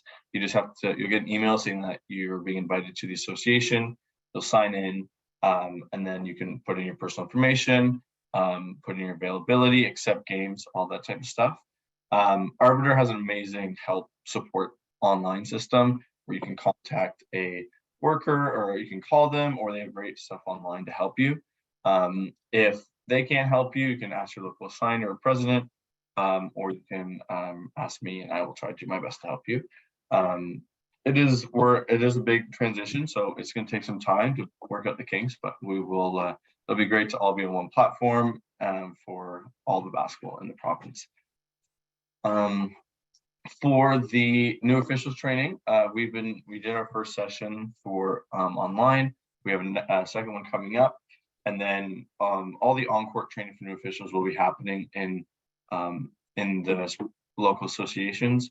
They are ran by the local associations, and they have their own dates and the gym times. So if you do have any question about that, ask your local leadership and they will be able to connect you. And then if you need any other questions, just let me know about that.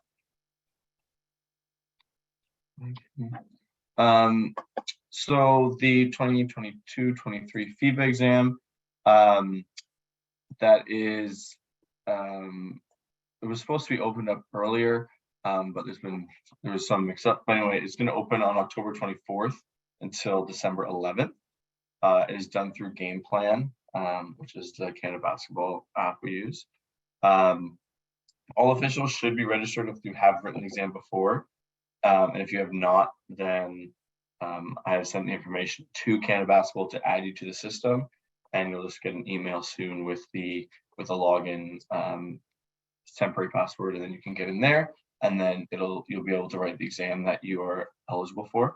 So yeah, I will send out a separate email about that next week on Monday. But yeah, just know that is going to be all done there. For the high school regional championships, planning's already been started, but not much has been decided. So just want to let you know that we will be sending an email end of November, early December with how to apply, how do you meet requirements, dates, and everything like that. So there's no rush on that information, but that will be coming out in about a month's time. Before I turn over to Jaime, I already said when's the next session for new officials. That's on October 30th at 10 a.m. till 12:30. And then Mike asked, we're getting CBOC jacket soon. Same thing with the jerseys. You can also order the jackets through that, and I'll send an email with that in the spring with the jackets and the jersey. And then also, as I said, is the BC BOA website still active? It is not, because it was ran through Scheduler, which we're not using anymore. So right now we're currently in the process of switching everything over to the Basketball BC website, and that whole website is being renovated. So around November 1st-ish is when we're going to have the new website all done through Basketball BC. So when that is all set up, I will send the link so you guys can go there. You'll have all the information to register, and any educational stuff will be there as well. Okay, right now I'm going to send it over to Jaime Clegg, who is a Canada West official on Vancouver Island, and he's going to talk to us briefly about high school rules and the modifications that are being taken place this year. So if Jamie's on, you can start.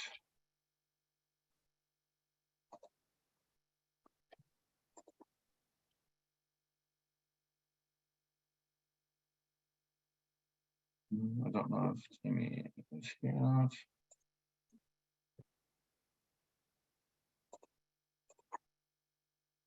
not. Well, while we wait for Jaime, I'm going to show my screen again. I'm going to go over the new registration process for this year. So we are going to register. All the registration is going to be done through Basketball BC, and also the dues for Canada Basketball, CBOC, and BC BOC is going to be paid through the registration fee at the start of the season, instead of it coming out of your first check in December near Christmas. And the reason is several reasons, but the most important one is that under Basketball BC's insurance, so when you go on the court and referee, so you are fully insured, you have to be registered and paid to have that coverage. So we can't wait for the payment until January, because then all the games up until then you're not insured. And we want to make sure that if anything happens, that everybody of us is okay and covered.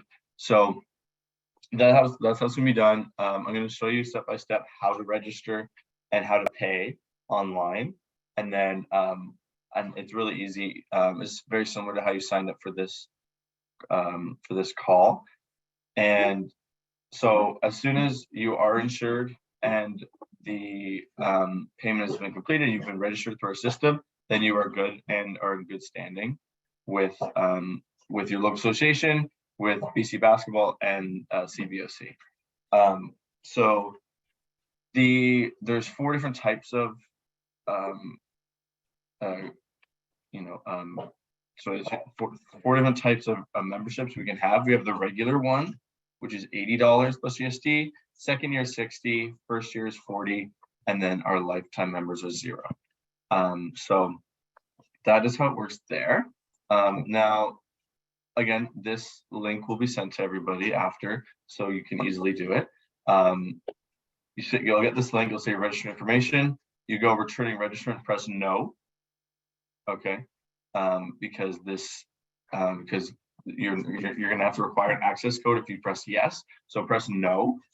Put in all your information, just like you did for this one. And then really important at the bottom where it says association. It'll have all the local associations there, and you need to select which one is yours, so then we can have a roster for everybody there.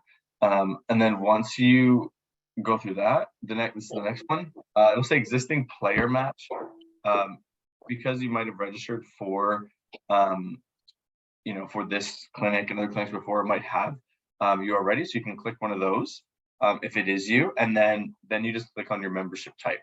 So for the vast majority of you, it'll be the top one, $80, the regular official member, or the developing ones, first or second year, or the bottom is the lifetime. If you don't know what you are, just let me know, and I have in our system which type of membership you'll have. All you do is go and click in the circle of which one is yours, and you go to your next slide. Then it'll come up under programs and products. It'll have your type of membership and your total due. You just go down, consent, type your name, pair should match with your name there.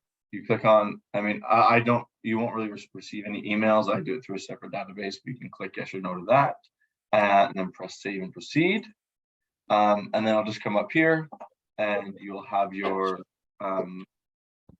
total there and your ability to pay online. So that is really it. You press register, and then you're set for the full year until the next year. So that's it. It's really easy. It's 4 steps. It makes sure that we're all insured, registered, within good standing. If you do not register or do not pay your dues, you're not in good standing with anybody. You shouldn't get any games. You will not be able to go to provincial championships, national championships, anything like that. So it's very critical that this gets done in a timely manner. We want to have this done ideally by November 30th is what Basketball BC would like. If you for some reason can't, you can let me know, but I won't be able to track down everybody who doesn't do it, because it's your responsibility to get that done before November 30th. So I'll send an email with this link, with these pictures, with steps, and the due date of when that needs to be done. And then it'll be good, because it's all through the Basketball BC website, so it'll be really easy for you. I think, Jaime, are you there? Yep. Perfect. All right, Jaime, I will stop sharing my screen and let you briefly talk on high school rules for this year. Awesome. Give me a second. I think you had a couple of questions in the chat there that you might want to take care of. Let's see. There's profiles on BC. I have all the information from the BC BOA website that we did have, so I have all the information and data on that. And yeah, Connor, it is through the Basketball BC website, through this link that I will send to you, so everybody can register. I think we're good, Jaime. Okay, I'm going to try it. Hang on a second. What do you see right now? Zoom it says link? we're seeing your screen. Yes. That's no good. Okay. Can you see it now? Just minimize the Zoom part of your screen, then we should be able to see it. Okay. Thought I had it minimized. Hold on a second here. Okay. Format, insert view, slideshow. I can see it. Good? Yep. Okay, awesome. Hi, everybody. Jaime Clegg here from Victoria. Hope you can hear me and see me all right. Great to see the great turnout. And I know this one is a pretty popular topic. So the first thing I just want to say ahead of time, I really want to thank Steve Tuckwood and Ken Olenek from Basketball BC, as well as Kerry Rokosh, Alex Grunenberg, and Craig Montebelli, who were on the BCBOA exec last year. We probably spent about 2 years getting this all together and trying to get us in a place that that we have a consistent set of rules at the high school level, and B, that we're moving more in a direction towards the straight FIBA rules. I would love to be the bearer of great news and say to you all that, yep, we're straight FIBA, it's all good to go, but we're still going to have some modifications. I also wanted to thank Bill Denny, because Bill Denny was huge in doing some of this stuff in the past. Oh shoot, hold on, I got to go back here. Just give me a second. I'm working on a Apple, which I don't normally do PowerPoints on, so hang with me for a sec. Bill Denny had a huge proponent to all these changes and was editing them and adding rule changes and talking to the high school associations about those. And lastly, Brooke Briscoe, just because I can't even tell you how much work she did on this last year. It's probably part of the reason that she's not here anymore. It was such a hard time for her trying to get the BC school sports to kind of do this stuff. So I'll go through this as quick as I can. Matt, if you just want to zip questions at me, I sort of find that there's so many of them that maybe I'll stop after each about 4. And if you have questions, guys, let me know. Keep in mind, though, that all of these are mostly modifications that trump what you see in the FIBA rule book. Where this gets difficult is when you write the provincial exam. The provincial exam is based on the FIBA rule book, not the high school mods. So the high school mods are just things that the coaches and organizers and ADs felt like we needed to tweak a bit for the age group that we were refereeing. Always keep in mind, FIBA, I feel, has a great set of rules, but they are designed for the best players in the world. And so we are clearly dealing with maybe some potential greatest players in the world, but they're not there yet. The other thing you'll notice is there's actually some slides in here that are simply not FIBA changes, high school mods changes, but they're changes from last year. And what we're trying to do with the BC Block and Basketball BC and the coaches associations with BC School Sports is get us all on the same page. So once I present this to all of you, we're going to put this presentation up for everybody. So everybody's on the same page, and hopefully going forward, we don't have as many miscommunications when we're reffing games about rules. Okay. So the first little note there in yellow is something that was in there for a lot. We're going to play these modifications on top, or trumping, as I said earlier, the 2022 FIBA rulebook applications and interpretations. But it's our understanding, because we, the BCBOC does have connections, as well as Matt, to Basketball BC and their organizers, that we're going to go straight FIBA at all levels of competition by 2024, 2025. So that's our hope. That's our dream. These rules changes that you see, we're really moving into that direction anyway. So a lot of the things, as we go through them, you'll understand why we haven't got quite there yet. Okay. So this is a big one, and I put yay there because we're going to play the same sets of rules, whether it's a boys game or a girls game. And I really feel like this is a huge step in the right direction, simply because not only does it help us if we're going from another gym, or we did a girls game first and then a boys game second, or vice versa, the rules are not going to change. What you'll like to know as well is that we actually got agreement with all these things coming up from BC School Sports. So this is awesome.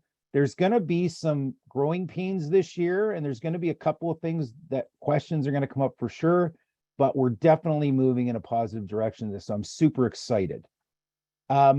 Okay, shot clock. This was in the chat like 6 times, so understandably, probably a lot of you will tune in for this and then leave, and I'm not offended by that, but here we go. So basically, we're going to play the shot clock like we did last year for a boys game. The difference is that the boys and the girls are not going to, they're going to play the same one.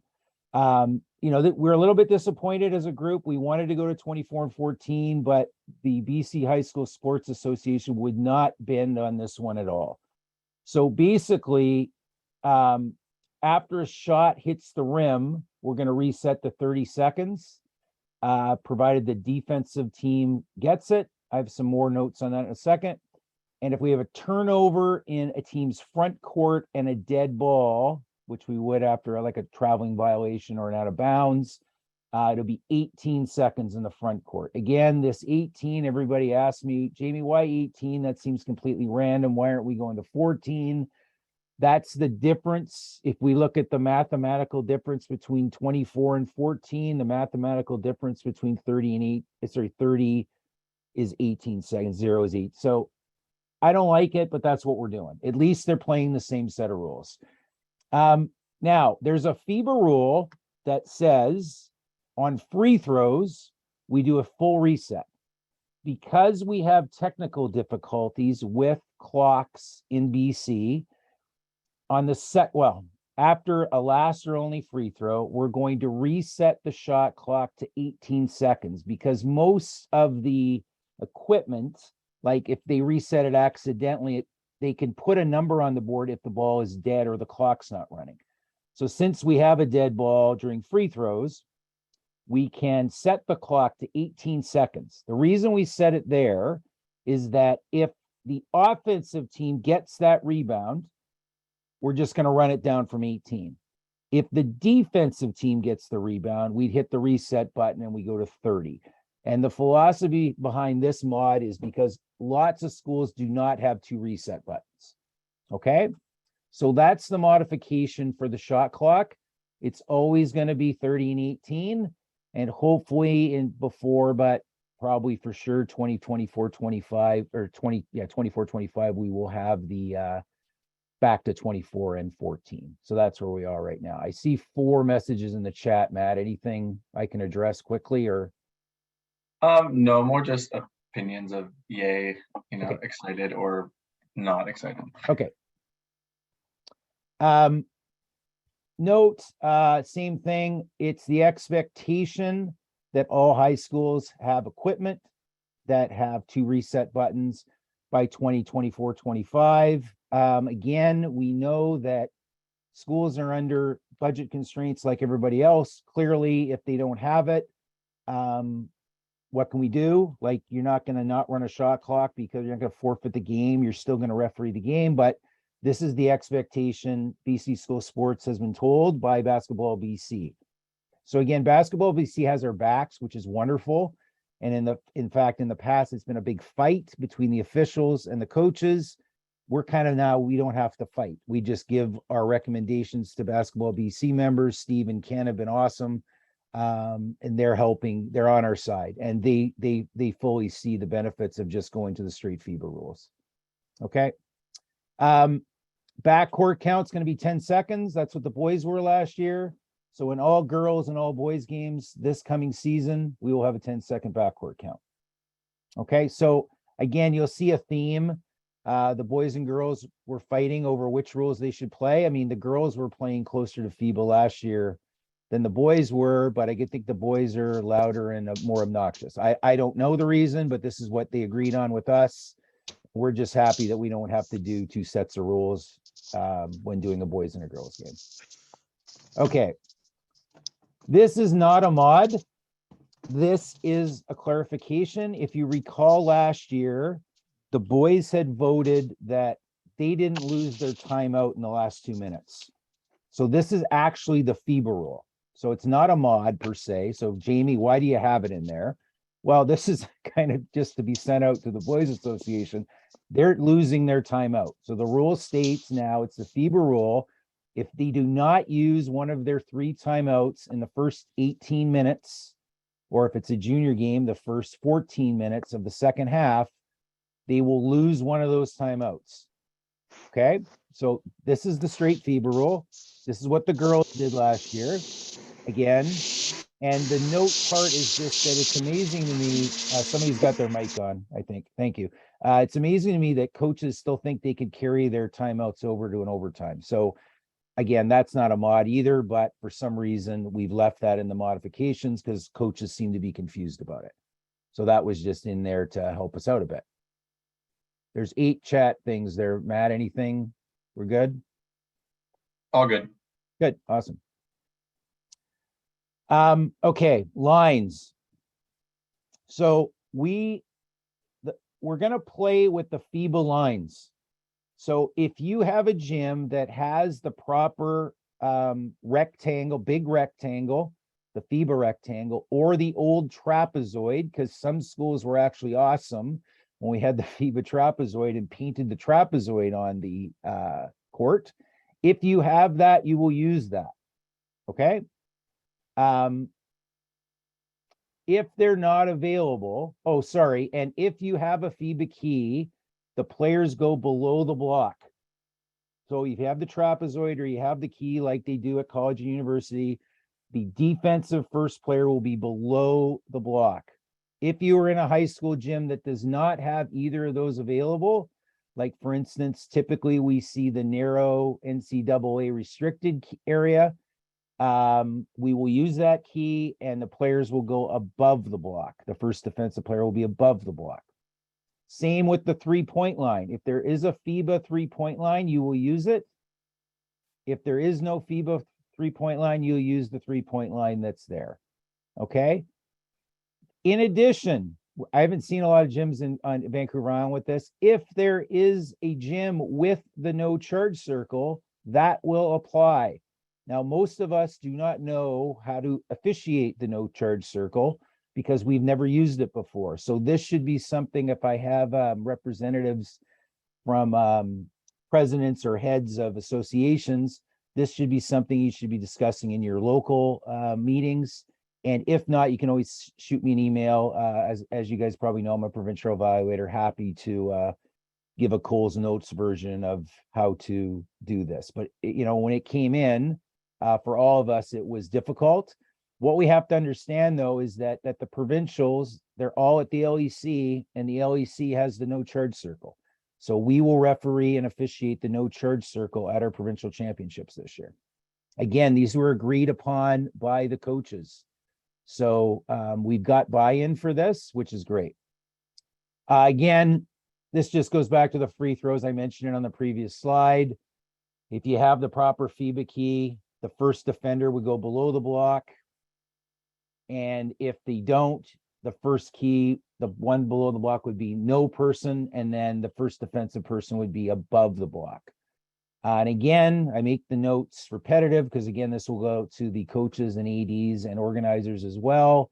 The expectation is that they have proper lines painted on the courts in 2 seasons from now. And then just as a proviso, clearly, if you're in a barn that doesn't have enough room on the baseline and there's no possible way to put that FIBA line in, I don't really even know why this was in there, but this was agreed to. Maybe there's a gym up in northern BC that is just barely big enough to have the lines in. But I don't really see how that would be happening, but we would make exceptions for that. But that should be very rare as opposed to the rule. Okay. If you read the FIBA rule book, this is not a big deal, and this isn't a change. This is just a modification. There's a weird FIBA warm-up procedure. So you get 20 minutes at least.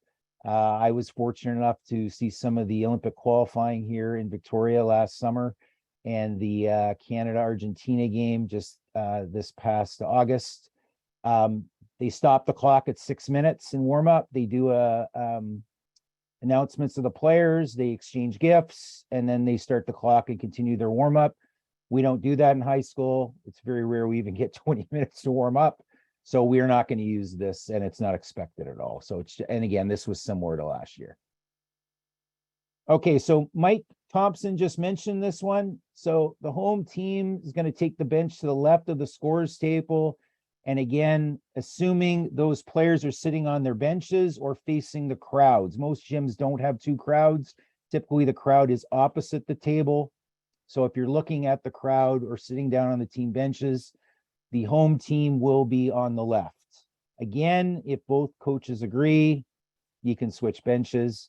It never happens. So we're just gonna, we have a home team, we get there, you know, early and switch them, like get them in the habit. It's much like the new warm-up procedure where they're warming up the same side as their benches and shooting opposite in the first half. Let's just coach them early on in the season, get them in that habit, and then this won't be an issue. But again, if they're really bent out of shape about which bench they have and they both agree, they can switch. And that's the FIBA rule. Again, not a modification, but just the clarity so the coaches know. Jamie. Okay. Yeah, please. Just before you go, Rob just asked with the 3-point line, if there are two, which one do you use, the closer one or the No, further? we use the far one. If the FIBA, if the act, so I think the distances are 6.75 meters versus 6.25 meters. If the far 3-point line exists, we're going to use it. The modification is in because, as I know, being a high school teacher, the budgets for painting lines are, they can get it done about once every 3 years. So we're just going to be patient with that. But if it happens to be on there already, use it. And again, at the Langley Event Center at the Provincials, they're going to use the far 3-point line because it's on the floor. Okay, great question. Thanks for bringing that up. Thanks, Jamie. T-shirts. So they're going to make a modification for the T-shirts. I'm sorry about the spacing. It must have happened when I was modifying it there. They can wear T-shirts. They can be short or long sleeve. They do not have to be tight fitting, as Mike was explaining. The FIBA rule is that they have to be compression. Okay, so they'll be allowed, but we've come to an agreement with BC School Sports that the colors have to be the same, but we don't care what color that is. So if it's a blue uniform, I think last year it was you could wear white, blue, or the color of the, white, black, or the color of the uniform, blue in this case. FIBA's made a change, so we're going to make the same change. So if they want to wear pink for Pink Shirt Day, but they have to all wear pink, it's one undergarment or one compression color. So typically, I think most kids are going to pick black because that's the most common compression in T-shirt. But like we would with jewelry at the beginning of the game, if we see two different colors of T-shirts or two different colors of compression, we're going to go over to the coach has to deal with that. They can't play with different colors.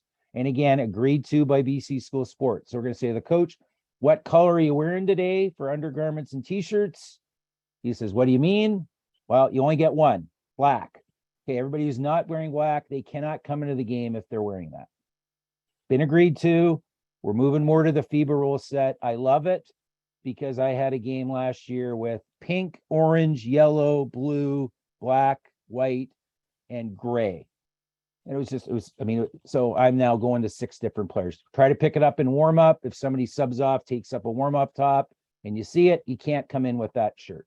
I think we're better to be firm and friendly with it early. Once they get used to the rule, it's not going to be a problem. Okay. Oh, shoot, I went forward too. I don't know how to go back now. How do we go back one screen? I can't do it. Sorry, I'm going to have to exit. Sorry, guys. Any questions I can answer? Just one. Alan just says, home team, just so clear, home team warms up on the left side of the scores table and plays offense there for the first half. Then for the second half, they will play offense in the opposite direction. That's correct. That person can talk about, they can be my next presenter because that's absolutely perfect. Amazing. Doyle, yes, girls are using 30 seconds and are using the same rules as boys. Jerry said, we also referee grade 8 boys and girls. What if local athletic association has its own rule regarding lines? I don't know if you can talk to that, Jamie, about, below high school level and their rule regarding lines. I think that's kind of individual based. It is. I think though, the rule sets we haven't been communicated with around different rules for different levels of basketball. So I know we have a night league that has like U11 kids. Well, they don't have the proper lines. Right. So, I can't speak to that. I'm mostly speaking to basketball that's going to be at a provincial championship at some time, and the mods are specific to junior high and senior high. I'm going to, in Victoria and Vancouver Island, suggest to the grade 8 leagues that they do the same.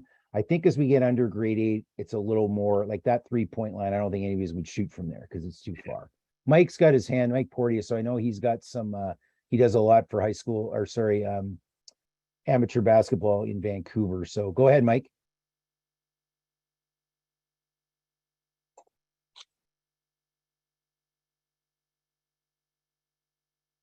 You have to unmute yourself, Mike, if you're trying.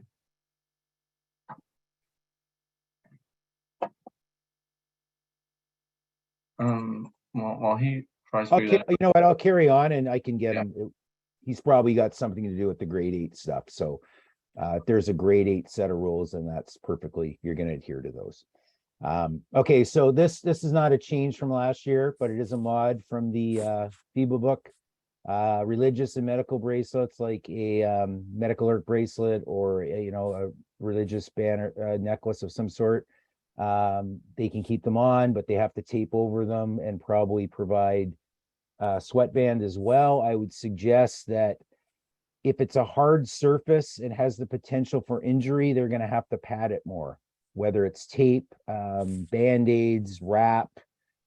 Just make sure it's not going to be a safety issue. But again, they have this mod in right now, so totally fine. I think sweatbands or that sort of thing is probably the best bet. The difficulty are the ones like the necklaces. So they should probably be taped down, especially if it's got a pretty heavy, like if it's a heavy, I've seen some religious necklaces that are pretty heavy in the middle. Those need to be probably padded and then taped down. Just work with the coaches and try to fix that up. Okay. Next one. Playing time. Again, you guys know this one. I'm not going to spend a lot of time on it. We did make a few tweaks though. So junior highs are going to play 4 8-minute quarters, 4-minute overtime. So some associations were playing 3, some were playing 5. The committee kind of decided, well, in FIBA, it's 5 minutes because it's half a quarter. High school, it's 5 minutes, it's half a quarter. Why isn't it just half a quarter for juniors? So that seemed to make sense logically. So it's a 4-minute overtime period, 1 minute between quarters, and instead of the 2 minutes, that's the FIBA rule, and an 8-minute halftime or less if both coaches agree, and an 8-minute warm up or longer or shorter if time permits. So that's no different than last year, except for the overtime. So that's I think it's a good change. It totally makes sense with the timing provisions of FIBA and takes into account the mod that they're playing 4 8s instead of 4 10s. Boys, this is just basically the FIBA rule. 4 10-minute quarters, 5-minute overtime, 1 minute between the quarters instead of the 2. 10-minute halftime or shorter if you're in a tournament or if both coaches agree, and an 8-minute warm up or shorter if agreed to by both coaches. Again, if it's a singleton and they put 20 minutes up, I mean, that's fine. We're going to start when the game starts, but this is more for tournament levels to keep games on time in case you have overtime, so that games are not running behind. This will be very interesting to see what they do at the provincial championships because they've agreed to this, but in the past, senior games have only got an hour and a half between them. And of course, the game 8 on the last game of the day was supposed to tip at 8:15 and it was tipping at 10:30. So this will be interesting to see if they actually do this one, but that's where we're at. This is a big one. So this is going to be a little rocky this year, and I'm not going to step on toes of allocators and organizers in their local associations, but the basic premise is that we're not playing halves anymore. We're having difficulty. When do we shoot bonus then? Do we wait until the 5-minute mark? of the fifth, like it was all over the place. So we basically said, you got to play quarters because that's what we're doing, so that we shoot on the 8th team foul. That doesn't even make sense because we shoot at 10. 5 + 5 is 10. I don't know where the 8 used to be, the old FIBA rule. So that's out the window. So we're going to play quarters. And we shoot penalty on the 5th foul. So that's going to clarify that. And again, I'm not going to step on allocator organizers' toes, but we need to have 90 minutes between junior games and 105 minutes between senior games. So an hour and a half and an hour and 45 minutes. Questions? There's 24 in the chat. So is there anything there I can clarify? Yeah, there is some. Awesome. There was, just to clarify, all players on the same team must wear the same color, or is it some can wear and they must be the same color? Pretty much is all accessories have to be the same color on everything, and it doesn't matter what color. So you usually just I look at a warm-up people and I'll go, okay, that guy's, there's 6 players with black t-shirts and 3 guys have leggings that are black, and then you got a red and a blue. Well, they have to take them off and they have to get black. Like that's the rule. And we've been asked to adhere to this rule this year. So it's like the jewelry rule. Go, hi Mike, how you doing? Oh, I thought he was there. Hello. Go ahead, Mike. Yeah, Jamie. So on an offensive rebound, are we going to 30 or 18? 30. Good question. We can't assume they have 2 reset buttons, so that mod's in there. I think where they're going to go next year is if you have a gym that has 2 reset buttons, we would reset to 18, hopefully 14, but I'm hopeful, but we'll see. But right now, they're assuming every gym in BC does not have 2 reset buttons. Okay, so across the board, full reset. Yeah, same with it. It's the same as if they have a turn. Like if I'm in my back court and I pass to somebody, my teammate, and it's intercepted, we go to 30. It's a very similar philosophy as that. We're just assuming. I mean, I don't know how many gyms have 2 reset buttons. I know in Greater Victoria, it's we're dealing with some 100-year-old schools. Exactly. So everything on it. So if an offensive rebound during a live ball, we're going to full reset to 30. Thank you for asking the question. Very good one. But off a free throw, we're going to set it to 18. Right. If the offense gets the rebound, they get 18. And same as we did before. Yeah. Yep. Good one. Thanks, Mike. Thanks. Jamie, Chris has asked, referees will make the final call on FIBA court lines being used based on what's available for the game. Yep. So yeah, that's just saying, coaches don't get to decide. You decide what you have. If you have FIBA markings, you'll use that. If not, then it's for both coaches and players now. Yeah, and I think it's really important, especially if you have a weird gym with like a lot of the gym I worked in last night had about 72 sets of lines. I just say, hey guys, this is what we're using tonight. We got the high school three-point line. We got the right key, so we're using that. They go below. I just think, especially your first or second games you're out, just communicate it with the coaches so they can communicate it to their players.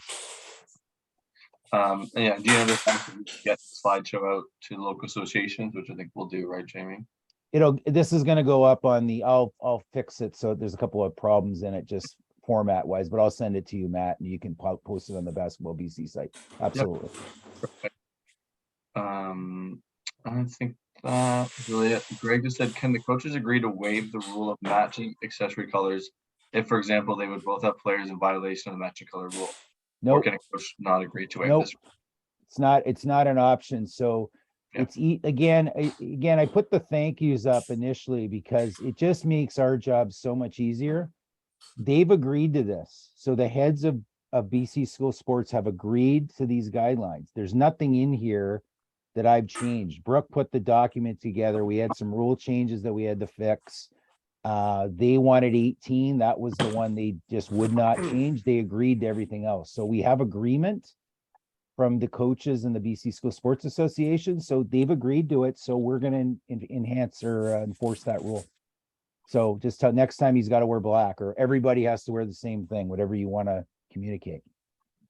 Fred asked a good question about, does the shot clocks get set at 18 when it goes out of bounds right away and the offense still gets it? I think rebound and Yeah, tips. And stuff. really good. So there's two situations you look at. So let's assume it's Fred's great question, Fred. Thank you. Hello. Haven't seen you for a bit. So we have a free throw. It's at 18. The ball goes off the rim. It's never possessed and it's tipped directly out of bounds by the defense. And the offense gets to throw in on the baseline. It would be 18 seconds because we have a dead ball and we're able, technologically wise, to set shot clock 18 seconds. If there was possession and then it was knocked out, it would go to 30. Okay, so I hope that makes sense, but that's a great question, Fred. Thank you. Anything else on there, Matt? Can I carry on here? I think there's two more. The only other thing I see right now is like earrings and piercings, like, you know, they try to put tape on, cover it up and stuff. Nope. The FIBA rule, they can't wear jewelry. Sorry, they cannot play with jewelry in unless it's a medical alert or a religious jewelry. Those are the only two exceptions. And again, like I say, in the mods, they agreed to it. They didn't say, can somebody wear an earring if they just got it installed? They didn't touch that one. So Rich has his hand up. Hey, James. Hey, Rich. So on your last comment there, where you had a rebound that was briefly under control and then tipped out of bounds and the offense getting the throw in. Yeah. We have a stop clock period there. So why are we not going to 18? Right, because we have possession on the floor. So if you can imagine, again, this is where the high school mods are screwy, but I've actually the mod is that if the offense gets the rebound directly, it's 18. If it goes to the offense on the floor. Oh no, sorry, you're right. 18. My bad. It's 18. You're right. Yeah, because Absolutely. we have a stop clock period. So that part of it is not a change. No, that's fine. So if we have a rebound that has struck the rim, yes, correct, and is not possessed after the rebound and goes out of bounds and the ball going to the offense, we will have a short clock. It's still, and so it's same thing because they get the rebound, we go to 18. I was mixed up. Yeah, not only surprising. during live play, full reset. Correct. Thank you. Yeah, thank you. Anyone other ones? Thanks for clarifying. Sorry about that, guys. That's my bad. Okay. Noisemaker. Go ahead. Yep. No, I was gonna say you're good to go ahead. The noisemaker rule is the same as last year. Oh, what did I do here? Oh, there we go. So if you have any situation with aerosol, air horns, loudspeakers, megaphones, anything that's artificial as opposed to natural, like you can have a band playing. It's all good. But you can't have a whistle because that emulates what we're doing. And laser pointers is I always found this was funny because it's under the noisemaker, but laser pointers are dangerous. So those aren't allowed. If that happens, there's no penalty. So we stop the game. We let somebody of power know. So either game director, tournament organizer, home head coach, they need to deal with it however they want to deal with it. We're not going to assess a technical foul. It's just stop the game, fix it, carry on. Okay? And that's not a change from last year. This is a change from last year. So if a coach is well, I'll get to that in a second. We need to have one head coach and one assistant coach's name on the score sheet prior to the game starting. And they have agreed to have this done, which I know might be laughable, but 5 minutes prior to warm-up ending. So they have to, when the head coach comes in, they check their starters, they print their name if it's not already printed, and then they sign, same with the assistant coach.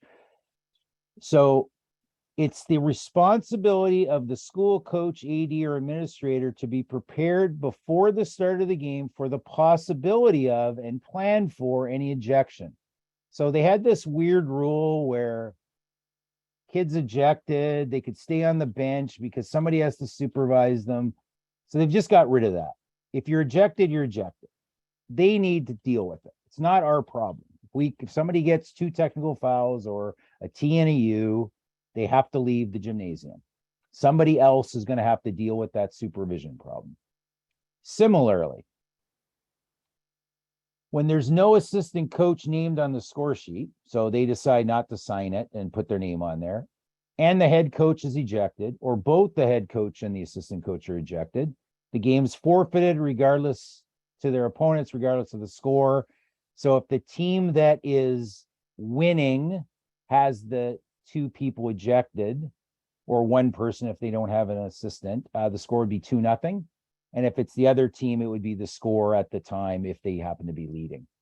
Okay. And again, that's not really a change, but we got rid of they could stay on the bench, because now you have somebody. So if the kid yaps at you while he's on the bench, we get another technical, like it just starts to get ridiculous. So they need to manage that at the school level, and they need to prepare for that. Okay.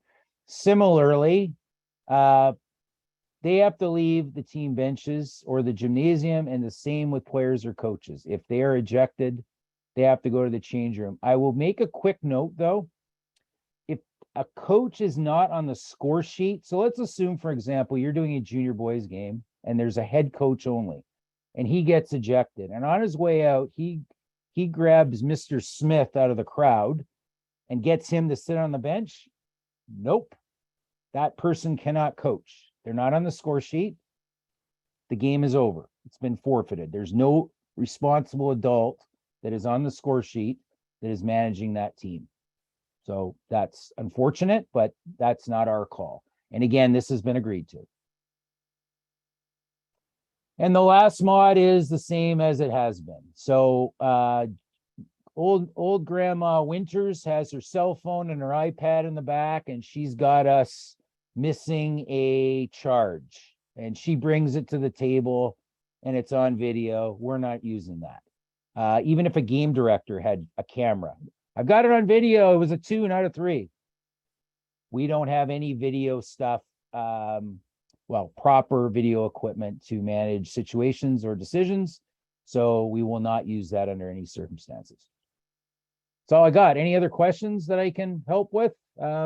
Thanks for your attention. I know it's lots of stuff, but again, if you have questions, once we post it, and I'll try to answer as many as I can here, and then turn it back to Matt so he can answer any other questions. But go ahead if you got them.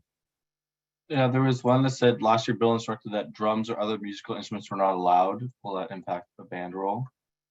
No, the band's fine because it's fine in FIBA. The rule according to what they have agreed to, you can find it here now. Noisemakers, there it is. Aerosol, air horns, loudspeakers, megaphones, whistles, and laser pointers, and they're artificial. A drum is not artificial. A trumpet is not artificial. It's coming out of, so those are fine. Right. Perfect. And then I think the kind of a few of the questions are just like whose responsibility is it to deal with it? It's your responsibility to tell the director supervisor to deal with it. If they're not there, like you said, if they're not present, then you can ask the coach. But right, Jaime, I don't think we want us directly to be going up to the person to say. No, I mean, unless it's your buddy and you know him, and you're like, hey, dude, put your whistle away. But I mean, if I'm reffing a game and Rich is in town and Reed Scott's in town, all like my buddies, and they're blowing whistles to mess with me, like I'm gonna talk to them. But for the most part, we don't want to be interacting with fans. So that's the head coach's call. If there's no tournament director, game director, the home head coach would be the person to manage it. I would never do that to you for the record. And I'm sorry to interject, but just to clarify, we're not going to allow the school band to be playing during live play. Correct. Yeah, during dead balls. Yeah. Okay. Yeah. Rick had a question. Sorry, Rick, go ahead. Nice to see you. Oh, gotta unmute.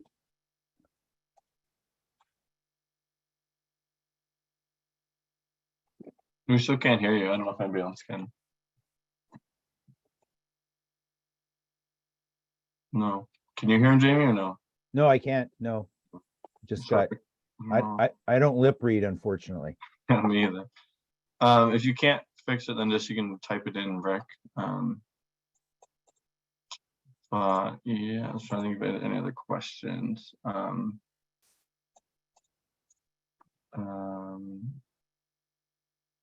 Fred says last year in a playoff girls game was determined that 2 points were not added to the sheet and they replayed that game. Was that a correct call?